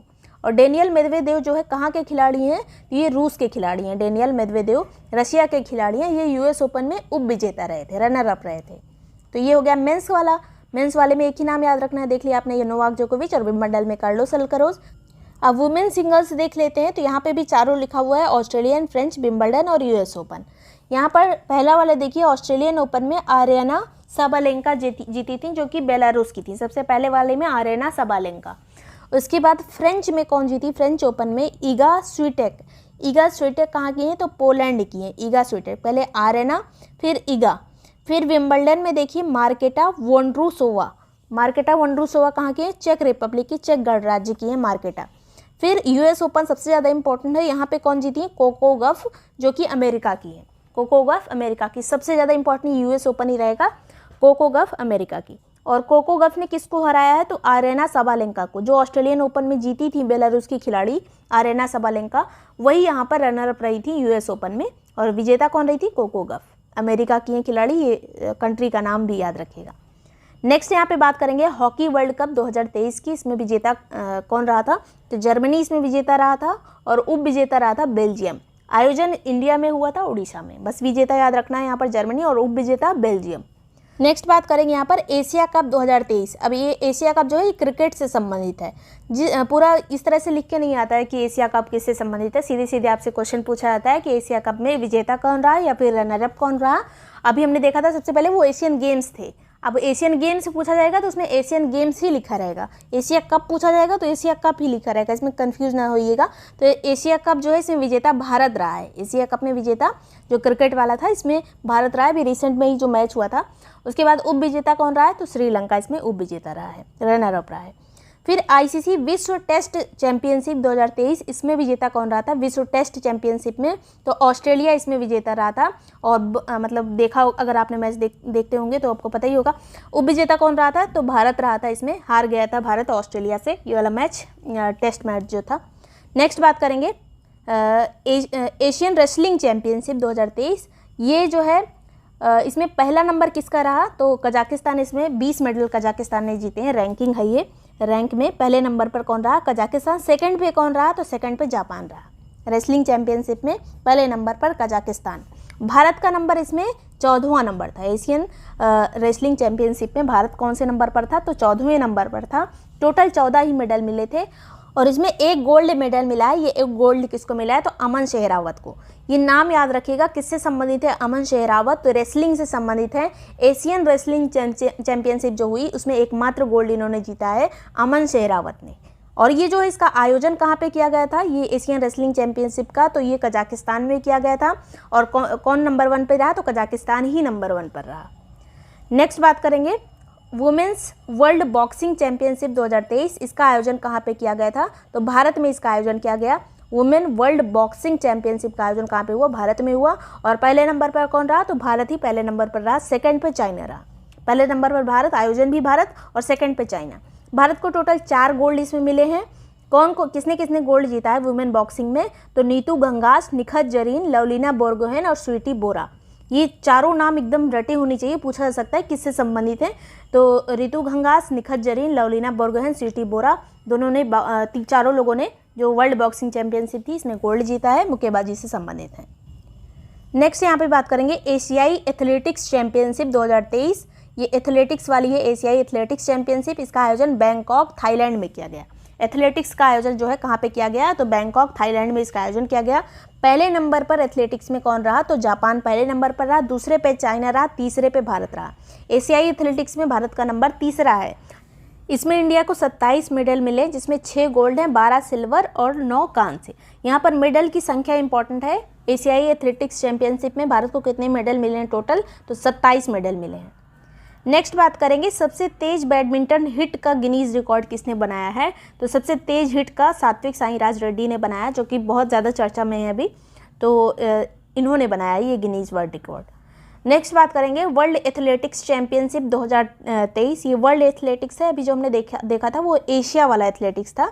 ये एशियाई एथलेटिक्स चैंपियनशिप थी जिसमें भारत का तीसरा नंबर है, और ये वाली जो है अभी जो हम देख रहे हैं ये वर्ल्ड एथलेटिक्स चैंपियनशिप है, जिसका आयोजन बुडापेस्ट हंगरी में हुआ था। इसमें पहले नंबर पर अमेरिका है, सेकंड पे कनाडा है, भारत का नंबर यहाँ पर 18 है। वर्ल्ड एथलेटिक्स में 18 नंबर पे भारत, और 1 गोल्ड इसमें जो मिला है जो कि नीरज चोपड़ा को मिला है। उप विजेता इस यहाँ पे नीरज चोपड़ा ने पाकिस्तान के खिलाड़ी को हराया था, इसलिए बहुत ज़्यादा ये चर्चा में रहा था। बाद में नीरज चोपड़ा ने उनकी फ़ोटो वगैरह जो वायरल वगैरह हुई थी। तो उप विजेता इसमें रहते रनर अप अरशद नदीम, जो कि पाकिस्तान के जेवलिन थ्रोवर है। तो नीरज चोपड़ा को यहाँ पर गोल्ड मिला था। कहाँ पे आयोजित हुई थी, ये चीज़ इंपॉर्टेंट है यहाँ पर। बुडापेस्ट हंगरी में वर्ल्ड एथलेटिक्स चैंपियनशिप 2023 आयोजित हुई थी। हंगरी की राजधानी है बुडापेस्ट। नेक्स्ट बात करेंगे फीफा महिला विश्व कप 2023, इसका आयोजन कहाँ पे हुआ, तो ऑस्ट्रेलिया और न्यूजीलैंड में इसका आयोजन हुआ था फीफा महिला विश्व कप का। और इसमें जो है विजेता कौन रहा, तो स्पेन। फीफा जो है इसमें महिलाओं वाले में स्पेन विजेता रहा था। उप विजेता कौन रहा था, तो इंग्लैंड। आयोजन कहाँ पे हुआ, ऑस्ट्रेलिया न्यूजीलैंड में, और स्पेन ने यहाँ पर विनर अप यहाँ पे चैंपियन बना स्पेन, और उप विजेता रहा था इंग्लैंड। शतरंज विश्व कप 2023 आयोजित हुआ बाकू में, जो कि अजरबैजान की राजधानी है बाकू। और यहाँ पर शतरंज में जो विश्व कप विजेता कौन रहे चैंपियन, तो मैग्नस कार्लसन रहे, नॉर्वे के खिलाड़ी हैं ये शतरंज प्लेयर। और उप विजेता हमारे भारत के हैं आर प्रज्ञानंदा। तो मैग्नस कार्लसन ने किसको हराया, हमारे रनर अप को, जो आर प्रज्ञानंदा हैं, वो सेकंड मतलब हमारे इंडियन है, तो इसलिए इंपॉर्टेंट है यहाँ पे नाम। फिर 83वां जो चेस ग्रैंड मास्टर किसने जीता ये खिताब, तो आदित्य सामंत ने जीता, जो भारत के ग्रैंड मास्टर बनते हैं। तो 83 नंबर के 83 नंबर के कौन बने हैं, तो ये आदित्य सामंत है महाराष्ट्र के। फिर 82वें नंबर के इससे पहले कौन थे, तो प्रणीत विपुला थे। इस वाला ये बार जरूर याद रखेगा 83 नंबर के कौन चेस ग्रैंड मास्टर बने हैं, तो आदित्य सामंत। नेक्स्ट बात करेंगे फीबा बास्केटबॉल वर्ल्ड कप। ये बास्केटबॉल वाला है, फीबा इसको बोलते हैं। तो इसका आयोजन हुआ था अभी फिलीपींस, जापान और इंडोनेशिया में। विजेता इसमें रहा था जर्मनी, उप विजेता रहा था सर्बिया। विजेता कौन रहा था बास्केटबॉल वर्ल्ड कप में, तो जर्मनी रहा था।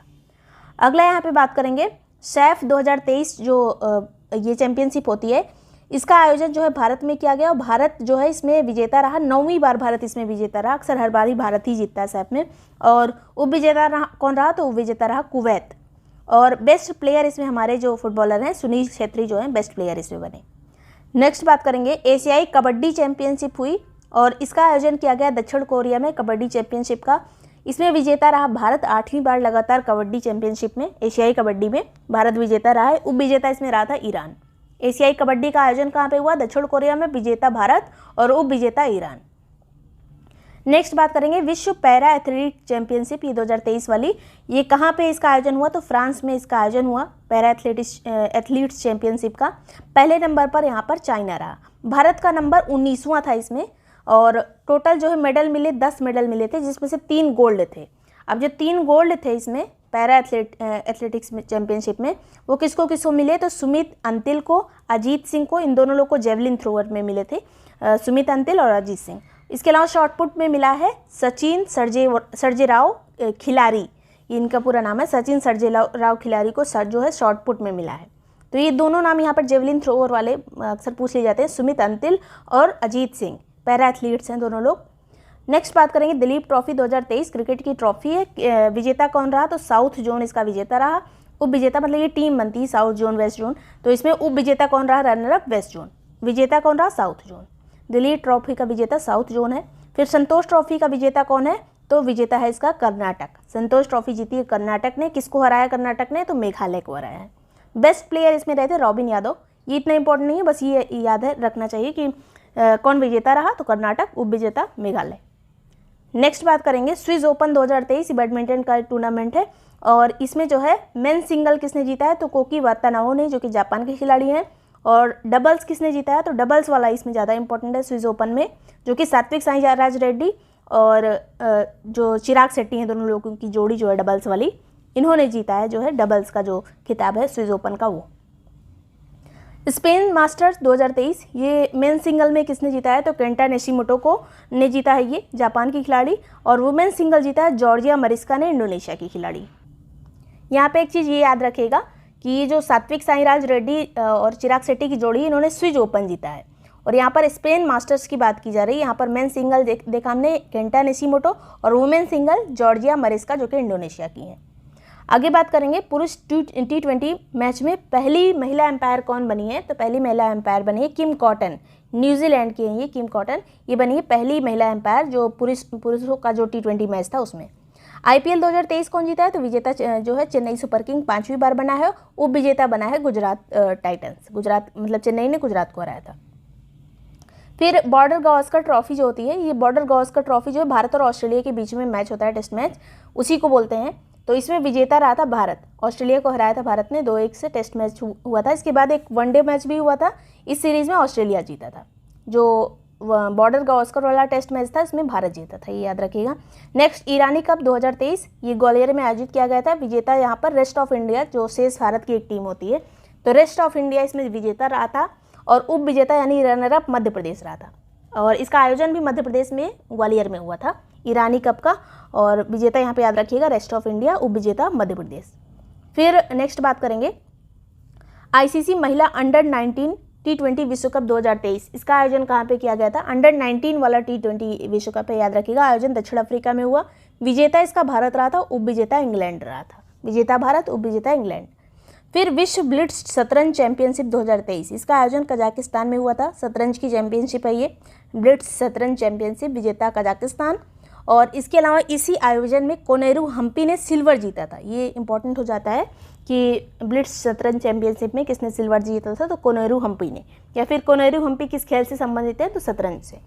रणजी ट्रॉफी 2023, इसमें विजेता सौराष्ट्र की टीम रही थी, दूसरी बार सौराष्ट्र विजेता रही। उप विजेता बंगाल को हराया। सौराष्ट्र ने किसको हराया रणजी ट्रॉफी में, तो बंगाल को हराया है। फिर प्लेयर ऑफ द, यहाँ पे पूछ लिया जाता है कभी कभी, तो player of the series Arpit Basavada रहे थे सौराष्ट्र के। और player of the final match Jaydev Unadkat रहे थे सौराष्ट्र के ही। तो यहाँ पे ये चीज़ ज़्यादा इंपॉर्टेंट है, विजेता सौराष्ट्र, सेकंड पे जो है रनर अप बंगाल। दीपा कर्माकर जो हैं, इन पे अभी डोपिंग का आरोप लगा है। तो पूछा जा सकता है दीपा कर्माकर किससे संबंधित हैं, तो ये जिम्नास्ट हैं, ये जिम्नास्टिक करती हैं, तो ये चीज़ इंपॉर्टेंट है। नेक्स्ट बात करेंगे खेलो इंडिया यूथ गेम्स 2022 जो हुआ था, 2023 में इसका आयोजन हुआ था जनवरी फरवरी में, लेकिन 2022 वाला ही है, 5th एडिशन हुआ इसका अभी। और ये कहाँ पे आयोजित किया गया था यूथ गेम्स, तो मध्य प्रदेश में ज़्यादा, मतलब सभी गेम इसके जो है मध्य प्रदेश में हुए थे। केवल जो ट्रैक साइकिलिंग वाला गेम था वो नई दिल्ली में आयोजित हुआ था। तो कभी कभी नई दिल्ली ऑप्शन में ही नहीं रहता, केवल मध्य प्रदेश रहता है, क्योंकि सभी गेम्स लगभग मध्य प्रदेश में ही हुए थे। शुभंकर इसका था आशा, जो कि एक मादा चीता है, और मोगली इसका जो है, ये दोनों इसके आशा और मोगली इसके शुभंकर थे, मैस्कॉट थे। गीत इसका जो एक खेल का एक गीत होता है, हिंदुस्तान का दिल धड़का दो, ये इसका गीत था, एक मतलब जो गान होता है, थीम सॉन्ग जिसको कहते हैं। नए खेल इसमें तलवारबाजी, water sports, canoeing, kayaking, slalom, ये सब नए गेम इसमें जोड़े गए हैं। बस इतना, ये एक चीज़ ज़्यादा जो इंपॉर्टेंट है कि यूथ गेम्स में जो हुआ, इसमें पहले नंबर पर कौन रहा, तो महाराष्ट्र रहा, दूसरे पे हरियाणा रहा, तीसरे पे मध्य प्रदेश रहा। महाराष्ट्र, हरियाणा, मध्य प्रदेश। आयोजन कहाँ पे हुआ था, मध्य प्रदेश में हुआ था। और यहाँ पर जो यूपी का नंबर है वो 14वां, अगर यूपी का एग्जाम देने जा रहे हैं तो यूपी का नंबर 14वां है। नेक्स्ट बात करेंगे खेलो इंडिया शीतकालीन गेम्स जो है 2023 वाले, 3rd एडिशन इसका भी हुआ। कहाँ पे हुआ, जम्मू कश्मीर गुलमर्ग में। शुभंकर इसका था हिमतेंदुआ, पहले नंबर पर जम्मू कश्मीर ही रहा, और दूसरे पे महाराष्ट्र, तीसरे पे हिमाचल प्रदेश। पहले पे जम्मू कश्मीर है, यूपी का नंबर है 19वां। खेलो इंडिया शीतकालीन गेम कहाँ खेले गए, गुलमर्ग में खेले गए, पहले नंबर पर जम्मू कश्मीर है। फिर विजय हजारे ट्रॉफी, इसमें विजेता कौन रहा, तो सौराष्ट्र इसमें विजेता रहा, उप विजेता इसमें रहा था महाराष्ट्र। सौराष्ट्र ने महाराष्ट्र को हराया। फिर सैयद मुश्ताक अली ट्रॉफी, इसमें विजेता रहा था मुंबई। सैयद मुश्ताक अली ट्रॉफी में उप विजेता रहा था हिमाचल प्रदेश। सैयद मुश्ताक अली ट्रॉफी में विजेता मुंबई। और ये गेम बहुत इंपॉर्टेंट है, खेलो इंडिया यूनिवर्सिटी गेम 2023, इसका जो आयोजन है उत्तर प्रदेश में किया गया, इसलिए ज़्यादा ही इंपॉर्टेंट है। 2023 में इसका आयोजन उत्तर प्रदेश में किया गया है, 3rd एडिशन है इसका ये। और इस बार जो इसका शुभंकर था, मैस्कॉट था, वो था जीतू। जीतू क्या है? तो ये स्वैम्प डियर या फिर बारहसिंगा, जो हमारे यूपी का पशु है, जो राजकीय पशु है बारहसिंगा, वही इसका शुभंकर था। पहली बार खेलो इंडिया यूनिवर्सिटी गेम का आयोजन कहाँ पे किया गया था? तो उड़ीसा में। और दूसरी बार बेंगलुरु कर्नाटक में इसका आयोजन किया गया था। तीसरा वाला यूपी में हुआ है। और यूपी के किस किस शहर में इसका आयोजन किया गया है? तो वाराणसी में, लखनऊ में, गौतम बुद्ध नगर में और गोरखपुर में। वाराणसी, लखनऊ, गौतम बुद्ध नगर और गोरखपुर। इसके अलावा जो निशानेबाजी वाली इसकी प्रतियोगिता थी, ये नई दिल्ली में आयोजित की गई थी। बाकी सब यूपी में हुआ था, सिर्फ निशानेबाजी नई दिल्ली में हुई थी। और इसमें जो पहली रैंक है किस यूनिवर्सिटी की है? तो पंजाब यूनिवर्सिटी की इसमें पहली रैंक है। और बस यही याद रखना है क्योंकि बहुत सारी यूनिवर्सिटी ने इसमें पार्टिसिपेट किया था। 69 टोटल पदक मिले थे पंजाब यूनिवर्सिटी को। सबसे पहला यहाँ पर ग्लोबल हंगर इंडेक्स, ये भी रिसेंट में जारी किया गया है। और ये वाला इंडेक्स जो है इंडिया बहुत ज़्यादा नहीं मानता है, क्योंकि इसमें जो है इस इंडेक्स में हमेशा इंडिया को बहुत पीछे रखा जाता है। इसका जारी करता है 2 NGO हैं, यूरोपीय NGO जिसका नाम है कंसर्न वर्ल्ड वाइड और वेल्थ हंगर लाइफ। तो ये वेल्थ हंगर लाइफ और ये कंसर्न वर्ल्ड लाइफ, ये पूछा भी नहीं जाता है कौन जारी करता है, बस ये इतना याद रखें कि 2 यूरोपीय NGO हैं, वही जारी करते हैं। और इंडिया की रैंक इस बार पिछली बार से भी ख़राब हो गई है, 111 हो गई है। 125 देशों में इंडिया की रैंक 111 हो गई है। और स्कोर अगर पूछा जाए कितना है तो 28.7 इसका जो है स्कोर आया है। 111 रैंक है, ये इतना याद रखना है। और पिछली बार 2022 में जो इसकी रैंक थी 107 थी। शीर्ष देश कौन सा है जो बिल्कुल यहाँ पर हंगर नहीं है, भूखमरी नहीं है? वो है बेलारूस। उसके बाद फिर आता है बोस्निया और हर्जेगोविना, चिली, चाइना, क्रोएशिया। ये सब सबसे अच्छा वाला याद रखेगा, बेलारूस जो है सबसे अच्छा है। इसके अलावा जो अपने पड़ोसी देश हैं उनके बारे में भी पूछा जाता है कुछ। तो श्रीलंका की 60 है, नेपाल की 69, बांग्लादेश की 81 और पाकिस्तान की 102। मतलब सभी की रैंकिंग जो है हमसे ऊपर ही है, सबको हमसे ऊपर रखा गया है और हमारी जो रैंक है वो 111 है। इसके अलावा सबसे खराब प्रदर्शन वाले देश कौन कौन से हैं जहाँ पे बहुत ज़्यादा भूखमरी है? वो है Chad, Lesotho, Democratic Republic of Congo, Yemen. ये सब जो कंट्री हैं जो है इनको सबसे खराब प्रदर्शन में रखा गया है। फिर आता है यहाँ पर ग्लोबल इनोवेशन इंडेक्स 2023 वाला, अभी रिसेंट में ही 27 से 28 सितंबर को ये जारी हुआ है। जारीकर्ता कौन है? तो विपो के द्वारा इसको जारी किया गया है, जो world intellectual property right index है, ऑर्गेनाइजेशन है, उसके द्वारा इसको जो है जारी किया गया है। भारत की रैंक इसमें 40, 132 देशों में 40 रैंक है। देखिए अलग अलग इंडेक्स में अलग अलग नंबर ऑफ कंट्रीज़ को शामिल किया जाता है। तो इसमें 132 कंट्री लिए गए थे, उसमें भारत की रैंक है 40। पहले नंबर पर कौन है? तो स्विट्जरलैंड पहले नंबर पर, याद रखिएगा। और इस तरह के जो इंडेक्स होते हैं इनोवेशन वाले, कॉम्पिटेटिवनेस, टैलेंट, इस तरह के जो होते हैं उसमें इंग्लिश वाला ज़रूर देखिएगा। तो इनोवेशन जब आए तो इनोवेशन में भारत की रैंक है 40। नेक्स्ट बात करेंगे टाइम्स हायर एजुकेशन रैंकिंग 2024 की, अभी जारी की गई है। देखिए एक साल आगे ही चलती है हमेशा, 2024 के नाम से ही जारी की गई है। और इसमें पहली जो नंबर पे है यूनिवर्सिटी वो है ऑक्सफोर्ड यूनिवर्सिटी यूके की है, सेकंड पे स्टैनफोर्ड यूनिवर्सिटी यूएसए की और थर्ड पे MIT यूएसए की। भारत की तरफ से जो पहले नंबर पे है वो है IISc बेंगलुरु, और इसमें IIT शामिल नहीं होते। जो टाइम्स की हायर एजुकेशन रैंकिंग होती है जो यूनिवर्सिटी वाली, इसमें IIT नहीं आते, IIT इसका बहिष्कार करते हैं। सेकंड पे है इसमें अन्ना विश्वविद्यालय। भारत की तरफ से IISc बेंगलुरु जो है ये पहले नंबर पे है। ओवरऑल पहले नंबर पर ऑक्सफोर्ड यूनिवर्सिटी है। और ये QS वाली रैंकिंग में, QS वर्ल्ड यूनिवर्सिटी रैंकिंग 2024 में, इसमें MIT पहले नंबर पर है। और लगातार 12 सालों से लगभग ये जो है MIT USA का है, ये पहले नंबर पर आ रहा है। भारत की तरफ से इसमें पहले नंबर पर IIT बॉम्बे है, सेकंड पे IIT दिल्ली है। QS वाले में पहले नंबर पर IIT बॉम्बे है और हमने टाइम्स वाला देखा उसमें IISc बेंगलुरु है। नेक्स्ट बात करेंगे NIRF रैंकिंग, ये भारत की रैंकिंग है NIRF रैंकिंग। इसकी तरफ से जो है IIT मद्रास पहले नंबर पर है, ये अपनी भारत की स्वयं की रैंकिंग है। इसमें जो है IIT मद्रास पहले नंबर पर, सेकंड पे IISc बेंगलुरु है, थर्ड पे जो है IIT दिल्ली है। नेक्स्ट बात करेंगे वर्ल्ड टैलेंट रैंकिंग की, मतलब विश्व प्रतिभा रैंकिंग की। इसको IMD के द्वारा जारी किया जाता है। भारत की रैंक है इसमें 52 जो है रैंक है। 64 देशों में भारत की रैंक है 52। पहले नंबर पर टैलेंट में स्विट्जरलैंड, सेकंड पे लग्जमबर्ग और थर्ड पे आइसलैंड। ये रिपोर्ट भी अभी हाल ही में सितंबर लास्ट में ही जारी की गई है। पहले नंबर पर इसमें स्विट्जरलैंड, भारत की रैंक है 52। नेक्स्ट बात करेंगे ग्लोबल जेंडर गैप रिपोर्ट 2023 की। जारीकर्ता कौन है? तो WEF है, वर्ल्ड इकोनॉमिक फोरम, विश्व आर्थिक मंच। और भारत की रैंक है इसमें 127। 146 कंट्री में भारत की रैंक है 127। पहले नंबर पर कौन है? तो पहले नंबर पर है आइसलैंड। लगातार 14वीं बार आइसलैंड पहले नंबर पर है जेंडर गैप रिपोर्ट में, जो लैंगिक समानता सूचकांक में। नेक्स्ट बात करेंगे यहाँ पर एनर्जी ट्रांजिशन रिपोर्ट 2023। इसको जारी किया जाता है वर्ल्ड इकोनॉमिक फोरम के ही द्वारा, विश्व आर्थिक मंच के द्वारा। भारत की रैंक है 67, ये बस इतना याद रखना, और ये इंपॉर्टेंट रैंकिंग है एनर्जी ट्रांजिशन वाली। इसमें भारत की रैंक है 67, पहले नंबर पर है स्वीडन। अगला है यहाँ पर हेनले पासपोर्ट इंडेक्स, रिसेंट में जारी हुआ, 84 है भारत की रैंक टोटल, और पहले नंबर पर इसमें जापान और सिंगापुर है। जापान और सिंगापुर दोनों फर्स्ट पे हैं, सेकंड पे है दक्षिण कोरिया। अगला है यहाँ पर जलवायु परिवर्तन प्रदर्शन सूचकांक 2023। इसको जो है जर्मन वाच के द्वारा जारी किया जाता है। भारत की रैंक है इसमें 8वें नंबर पर भारत रहा। टॉप 3 में इसमें कोई नहीं है जलवायु परिवर्तन प्रदर्शन सूचकांक में, जो क्लाइमेट चेंज जो परफॉर्मेंस इंडेक्स कहा जाता है इसको। शीर्ष 3 में कोई नहीं है। चौथे नंबर पर डेनमार्क है, तो इसी को पहला माना जा सकता है, वैसे ये चौथे नंबर पर है। लेकिन अगर इस तरह से आया कि जलवायु परिवर्तन प्रदर्शन सूचकांक में फर्स्ट पर, प्रथम पर कौन है, और उसमें कोई, इनमें से कोई नहीं, अगर ऑप्शन रहा तो इनमें से कोई नहीं सही होगा, क्योंकि टॉप 3 में कोई नहीं है।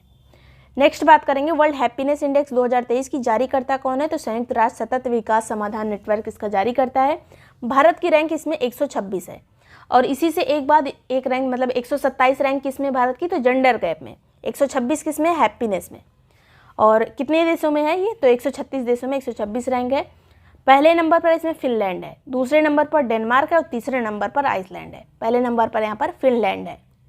अगला यहाँ पे बात करेंगे 5th state food safety index, मतलब फूड सेफ्टी वाला जो इंडेक्स है, खाद्य सुरक्षा वाला इंडेक्स, उसको भी जारी किया गया है 2023 वाला। जारीकर्ता कौन है, तो FSSAI food safety standard authority of India इसको जारी करता है। बड़े राज्यों में इसमें पहले नंबर पर है केरल, बड़े राज्यों में पहले नंबर पर केरल है।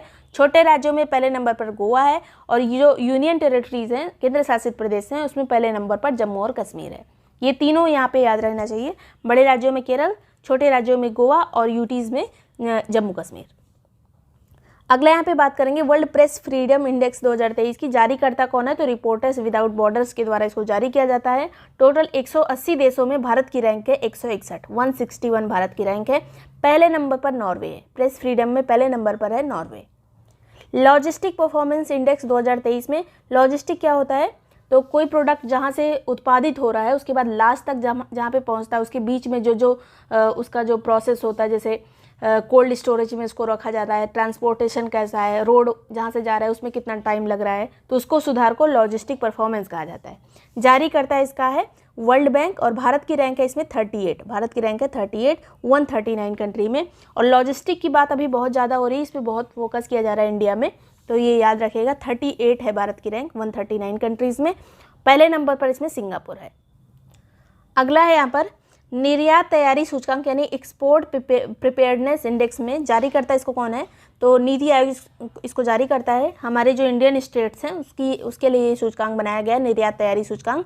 पहले नंबर पर इसमें तमिलनाडु है, इलेक्ट्रॉनिक्स के प्रोडक्ट इससे जब सबसे ज़्यादा जो है एक्सपोर्ट किए जाते हैं। सेकंड पे यहाँ पर महाराष्ट्र है। स्थल रुद्ध देशों में, जो लैंड लॉक्ड राज्य हैं, स्थल रुद्ध राज्यों में मतलब कौन पहले नंबर पर है, तो हरियाणा।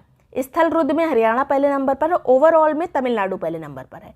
और स्थल रुद्ध क्योंकि उत्तर प्रदेश भी है, तो इसको स्थल रुद्ध वाली श्रेणी में ही रखा गया है, तो उसमें तीसरे नंबर पर ही आता है। स्थल रुद्ध राज्यों में उत्तर प्रदेश का नंबर है तीसरा। आगे बात करेंगे वैश्विक आतंकवाद सूचकांक, यानी ग्लोबल टेररिज्म इंडेक्स में। इसको जारी करता कौन है, तो institute of economic and peace IEP के द्वारा इसको जारी किया जाता है। भारत की रैंक है इसमें 13वीं, मतलब आतंकवाद से प्रभावित होने वाले देशों में भारत का जो रैंक है वो 13वां है। सबसे ज़्यादा कौन है आतंकवाद से प्रभावित, तो वो है अफगानिस्तान पहले नंबर पर। नेक्स्ट बात करेंगे ग्लोबल मिलिट्री एक्सपेंडिचर 2023, मतलब जो मिलिट्री पे सबसे ज़्यादा खर्च करता है उसकी ये रैंकिंग है। जारी करता है इसको SIPRI, Stockholm international peace and research institute इसको जारी करता है। भारत की रैंक है इसमें चौथी, मिलिट्री एक्सपेंडिचर में भारत की रैंक है चौथे नंबर पर है ये अपने मिलिट्री में खर्चा करने के लिए, डिफेंस में। पहले नंबर पर इसमें USA है, सेकंड पे चाइना है, थर्ड पे रशिया। जो बड़े कंट्रीज़ हैं, जो सबसे मतलब ग्लोबल लेवल पर सबसे बड़े हैं, वो पहले नंबर पर हैं, और उसके बाद चौथे नंबर पर आता है भारत। नेक्स्ट बात करेंगे आर्म्स एक्सपोर्ट, जो इंपोर्ट की बात की जा रही है यहाँ पर। आर्म्स इंपोर्ट में हथियार आयात में इसको भी जारी करता है सिप्री, और पहले नंबर पर इसमें भारत आता है। इंपोर्ट करने में, आयात करने में हथियारों के पहले नंबर पर भारत है। टोटल जितना भी आयात पूरे विश्व में किया जाता है उसका 11% जो है सिर्फ भारत करता है। सेकंड पे है सऊदी अरब, इंपोर्ट में पहले नंबर पर भारत है, सेकंड पे सऊदी अरब। एक्सपोर्ट की बात करें, हथियार निर्यात सूचकांक की, इसको भी सिपरी ही जारी करता है। और सबसे ज़्यादा निर्यात कौन करता है हथियारों का, तो यूएसए करता है। टोटल जितना भी निर्यात होता है विश्व में उसका 40% जो है यूएसए निर्यात करता है। सेकंड पे इसमें रशिया आता है। नेक्स्ट बात करेंगे इंटरनेशनल इंटेलेक्चुअल प्रॉपर्टी इंडेक्स, जो प्रॉपर्टी राइट वाला होता है, बौद्धिक संपदा वाला, इसको जारी करता कौन है, तो यूएस चैम्बर्स ऑफ कॉमर्स इसको जारी करता है। भारत की रैंक है इसमें 42, 55 देशों में भारत की रैंक है इसमें 42। और पहले नंबर पर कौन है, तो इसको जारी करता का नाम इसमें यूएस चैम्बर्स ऑफ कॉमर्स है, तो यूएसए कर दीजिए। तो बौद्धिक संपदा में यूएसए नंबर 1 पे है, भारत 42 नंबर पर है। नेक्स्ट बात करेंगे ग्लोबल कॉम्पिटेटिवनेस इंडेक्स, वैश्विक प्रतिस्पर्धा में, इसको आईएमडी के द्वारा जारी किया जाता है। और इसमें जो है भारत की रैंक है 40, भारत की रैंक कॉम्पिटेटिवनेस इंडेक्स में 40 है। फर्स्ट है डेनमार्क, कॉम्पिटेटिवनेस इंडेक्स में पहले नंबर पर डेनमार्क है। अगला बात करेंगे ग्लोबल लाइबिलिटी इंडेक्स, मतलब रहने योग्य जो अच्छे शहर हैं उसकी यहाँ पर रैंकिंग की गई है। जारी करता है इसको इकोनॉमिक इंटेलिजेंस यूनिट, EIU इसको जारी करता है। पहले नंबर पर इसमें वियना है, ऑस्ट्रिया की राजधानी वियना जो है इसमें पहले नंबर पर है, यूरोपियन कंट्री जो मिडिल में है। और भारत की तरफ से अगर बात करें तो 141 नंबर पर मुंबई और दिल्ली दोनों हैं। ओवरऑल रैंकिंग में मुंबई और दिल्ली जो है भारत की तरफ से तो पहले नंबर पर है, लेकिन ओवरऑल में 141 नंबर पर है। और चेन्नई जो है 144 नंबर पर है। अगला यहाँ पे बात करेंगे सर्वाधिक जनसंख्या, अब भारत की हो गई है 2023 में, UN के द्वारा इसको जारी किया गया। सेकंड पे चाइना आ गया है, थर्ड पे USA आ गया है। वैश्विक बहुआयामी गरीबी सूचकांक, ये बहुत इंपॉर्टेंट सूचकांक है। अगर आप ROARO वगैरह दे रहे हैं तो ये जो है आपके लिए इम्पोर्टेंट रहेगा, क्योंकि स्टेटमेंट यहाँ से बन सकते हैं। जारी करता इसका है UNDP, इसको 10 संकेतक के आधार पर इसको जारी किया गया है। भारत जो है, भारत में पिछले, ये वाला स्टेटमेंट इंपॉर्टेंट है, भारत में पिछले 15 साल में 415 मिलियन लोग गरीबी से बाहर निकले हैं। कितने, 15 सालों में 415 मिलियन लोग गरीबी से बाहर निकले हैं। ये वैश्विक वाला सूचकांक है। और भारत में गरीब अभी भी कितने हैं, तो 18.7% लोग अभी भी गरीब हैं इस सूचकांक के अनुसार, कि 230 मिलियन लोग अभी भी बहुआयामी गरीबी में जी रहे हैं। और इसमें जो है, जो लोगों को लिया गया है वो विकासशील देशों को इसमें काउंट किया गया है। कहा गया है कि विश्व में 6.1 अरब में से 1.1 अरब लोग अभी भी गरीब हैं। मतलब पूरे विश्व की बात की जाए तो 18%, भारत की बात की जाए तो 18.7%। आगे बात करेंगे सर्वाधिक गरीब कहाँ पर है, किस रीजन में है, तो उप सहारा रीजन जो है, जो अफ्रीका महाद्वीप का जो उत्तरी पार्ट है, वहाँ पे सबसे ज़्यादा गरीब हैं अभी 534 मिलियन। और सेकंड पे आता है जो दक्षिणी एशिया वाला रीजन है, 389 मिलियन लोग अभी यहाँ पर गरीब हैं। आगे बात करेंगे, इसी में कहा गया है कि जो बाल मृत्यु दर है वो 4.5% से घटकर 1.5% आ गई है, 4.5 से घटकर 1.5%। बहुआयामी गरीबी सूचकांक 2023, ये जो राष्ट्रीय वाला है, ये राष्ट्रीय बहुआयामी सूचकांक, अभी जो हमने देखा था वो वैश्विक था। ये राष्ट्रीय वाले में इसको जारी करता है नीति आयोग, और इसमें जो है national health family health service जो है NFHS का इसमें डेटा शामिल किया गया है। और 12 मापदंड है इसमें। अभी हमने देखा था वैश्विक वाले में 10 मापदंड थे, इसमें 12 हैं।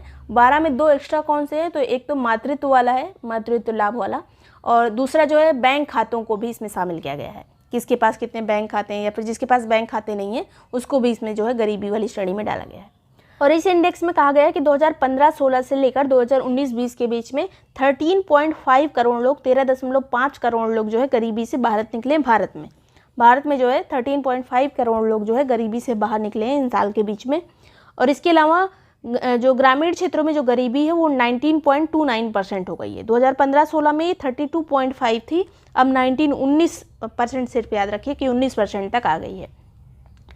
फिर शहरी क्षेत्रों में जो गरीबी है वो 5% तक आ गई है, 5.27% तक आ गई है। और 2015-16 में कितनी थी ये, तो 8.65% थी, अब 5.27% आ गई है। तो ये इतने जो इंडेक्स हैं ये मोस्ट इंपॉर्टेंट है, इन्हीं से क्वेश्चन पूछा जाता है जब भी इंडेक्स वगैरह पूछे जाते हैं। वीडियो पसंद आया हो, यूज़फुल लगा हो तो लाइक और सब्सक्राइब कर लीजिएगा। PET के लिए मोस्ट इंपॉर्टेंट है, एग्जाम के एक दिन पहले इसको रिवाइज कर लेंगे तो आपको बहुत ज़्यादा हेल्प हो जाएगी। और जितने भी नोट्स वगैरह हैं, करंट अफेयर हैं, टेस्ट हैं, ROARO के जो भी टेस्ट वगैरह हैं, या फिर प्रीवियस ईयर क्वेश्चन है और सब्जेक्ट वाइज नोट्स, वो सभी आपको ज्वाइन करने के लिए जो नंबर दिया है इस पर व्हाट्सएप करके ग्रुप की डिटेल्स ले सकते हैं, उसको प्रॉपर्ली पढ़कर ग्रुप को ज्वाइन कर सकते हैं। Thank you so much for watching break time classes.